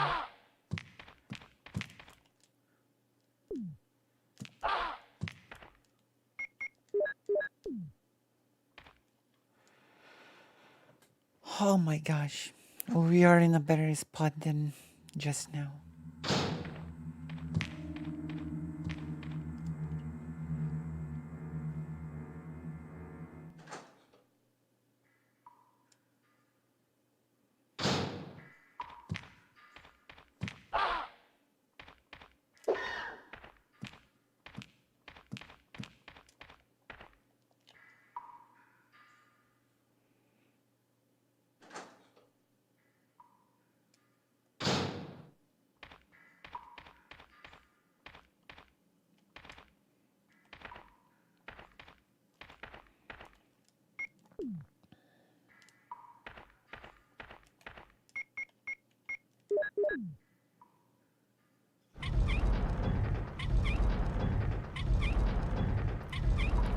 We're just gonna use the launcher to flamethrower to burn the flame, I guess.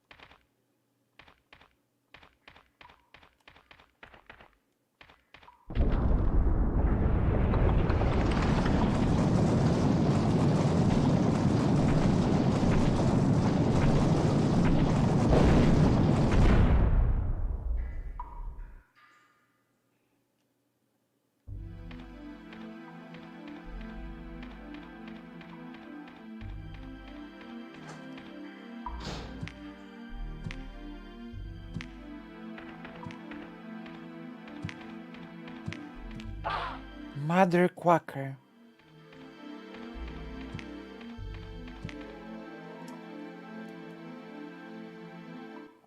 Guess it's time to burn.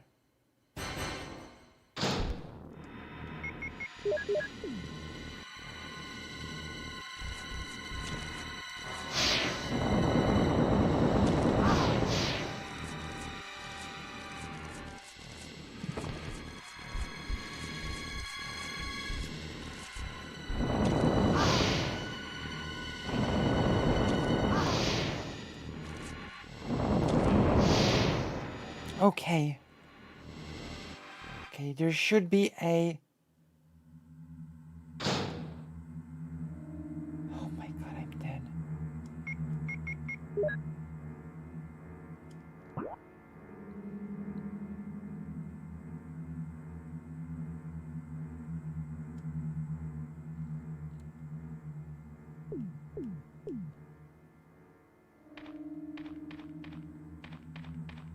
Can you die in the safe room or not? That is the question, I guess.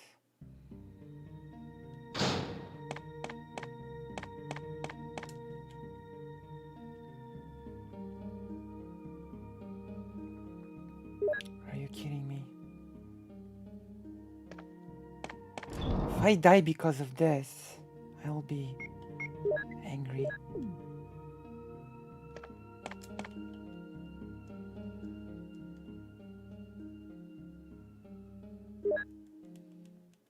Start. Okay. All right, we've done it. So I guess we're gonna save the game now. We're gonna finish the Chris scenario next time, I guess. But we're gonna prioritize the debate. Gonna make that a priority. All right. Gonna save.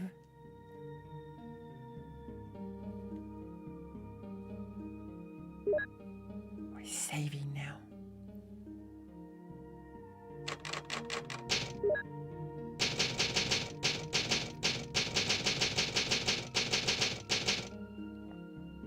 And we have saved.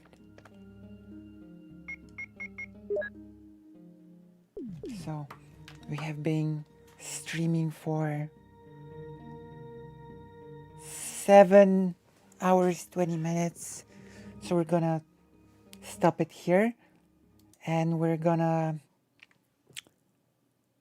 be back next time. Thank you all for coming. We'll see you next time. Next time is gonna be very interesting. We're gonna do a very interesting stream. So look forward to that. And I will be seeing you very, very soon, okay?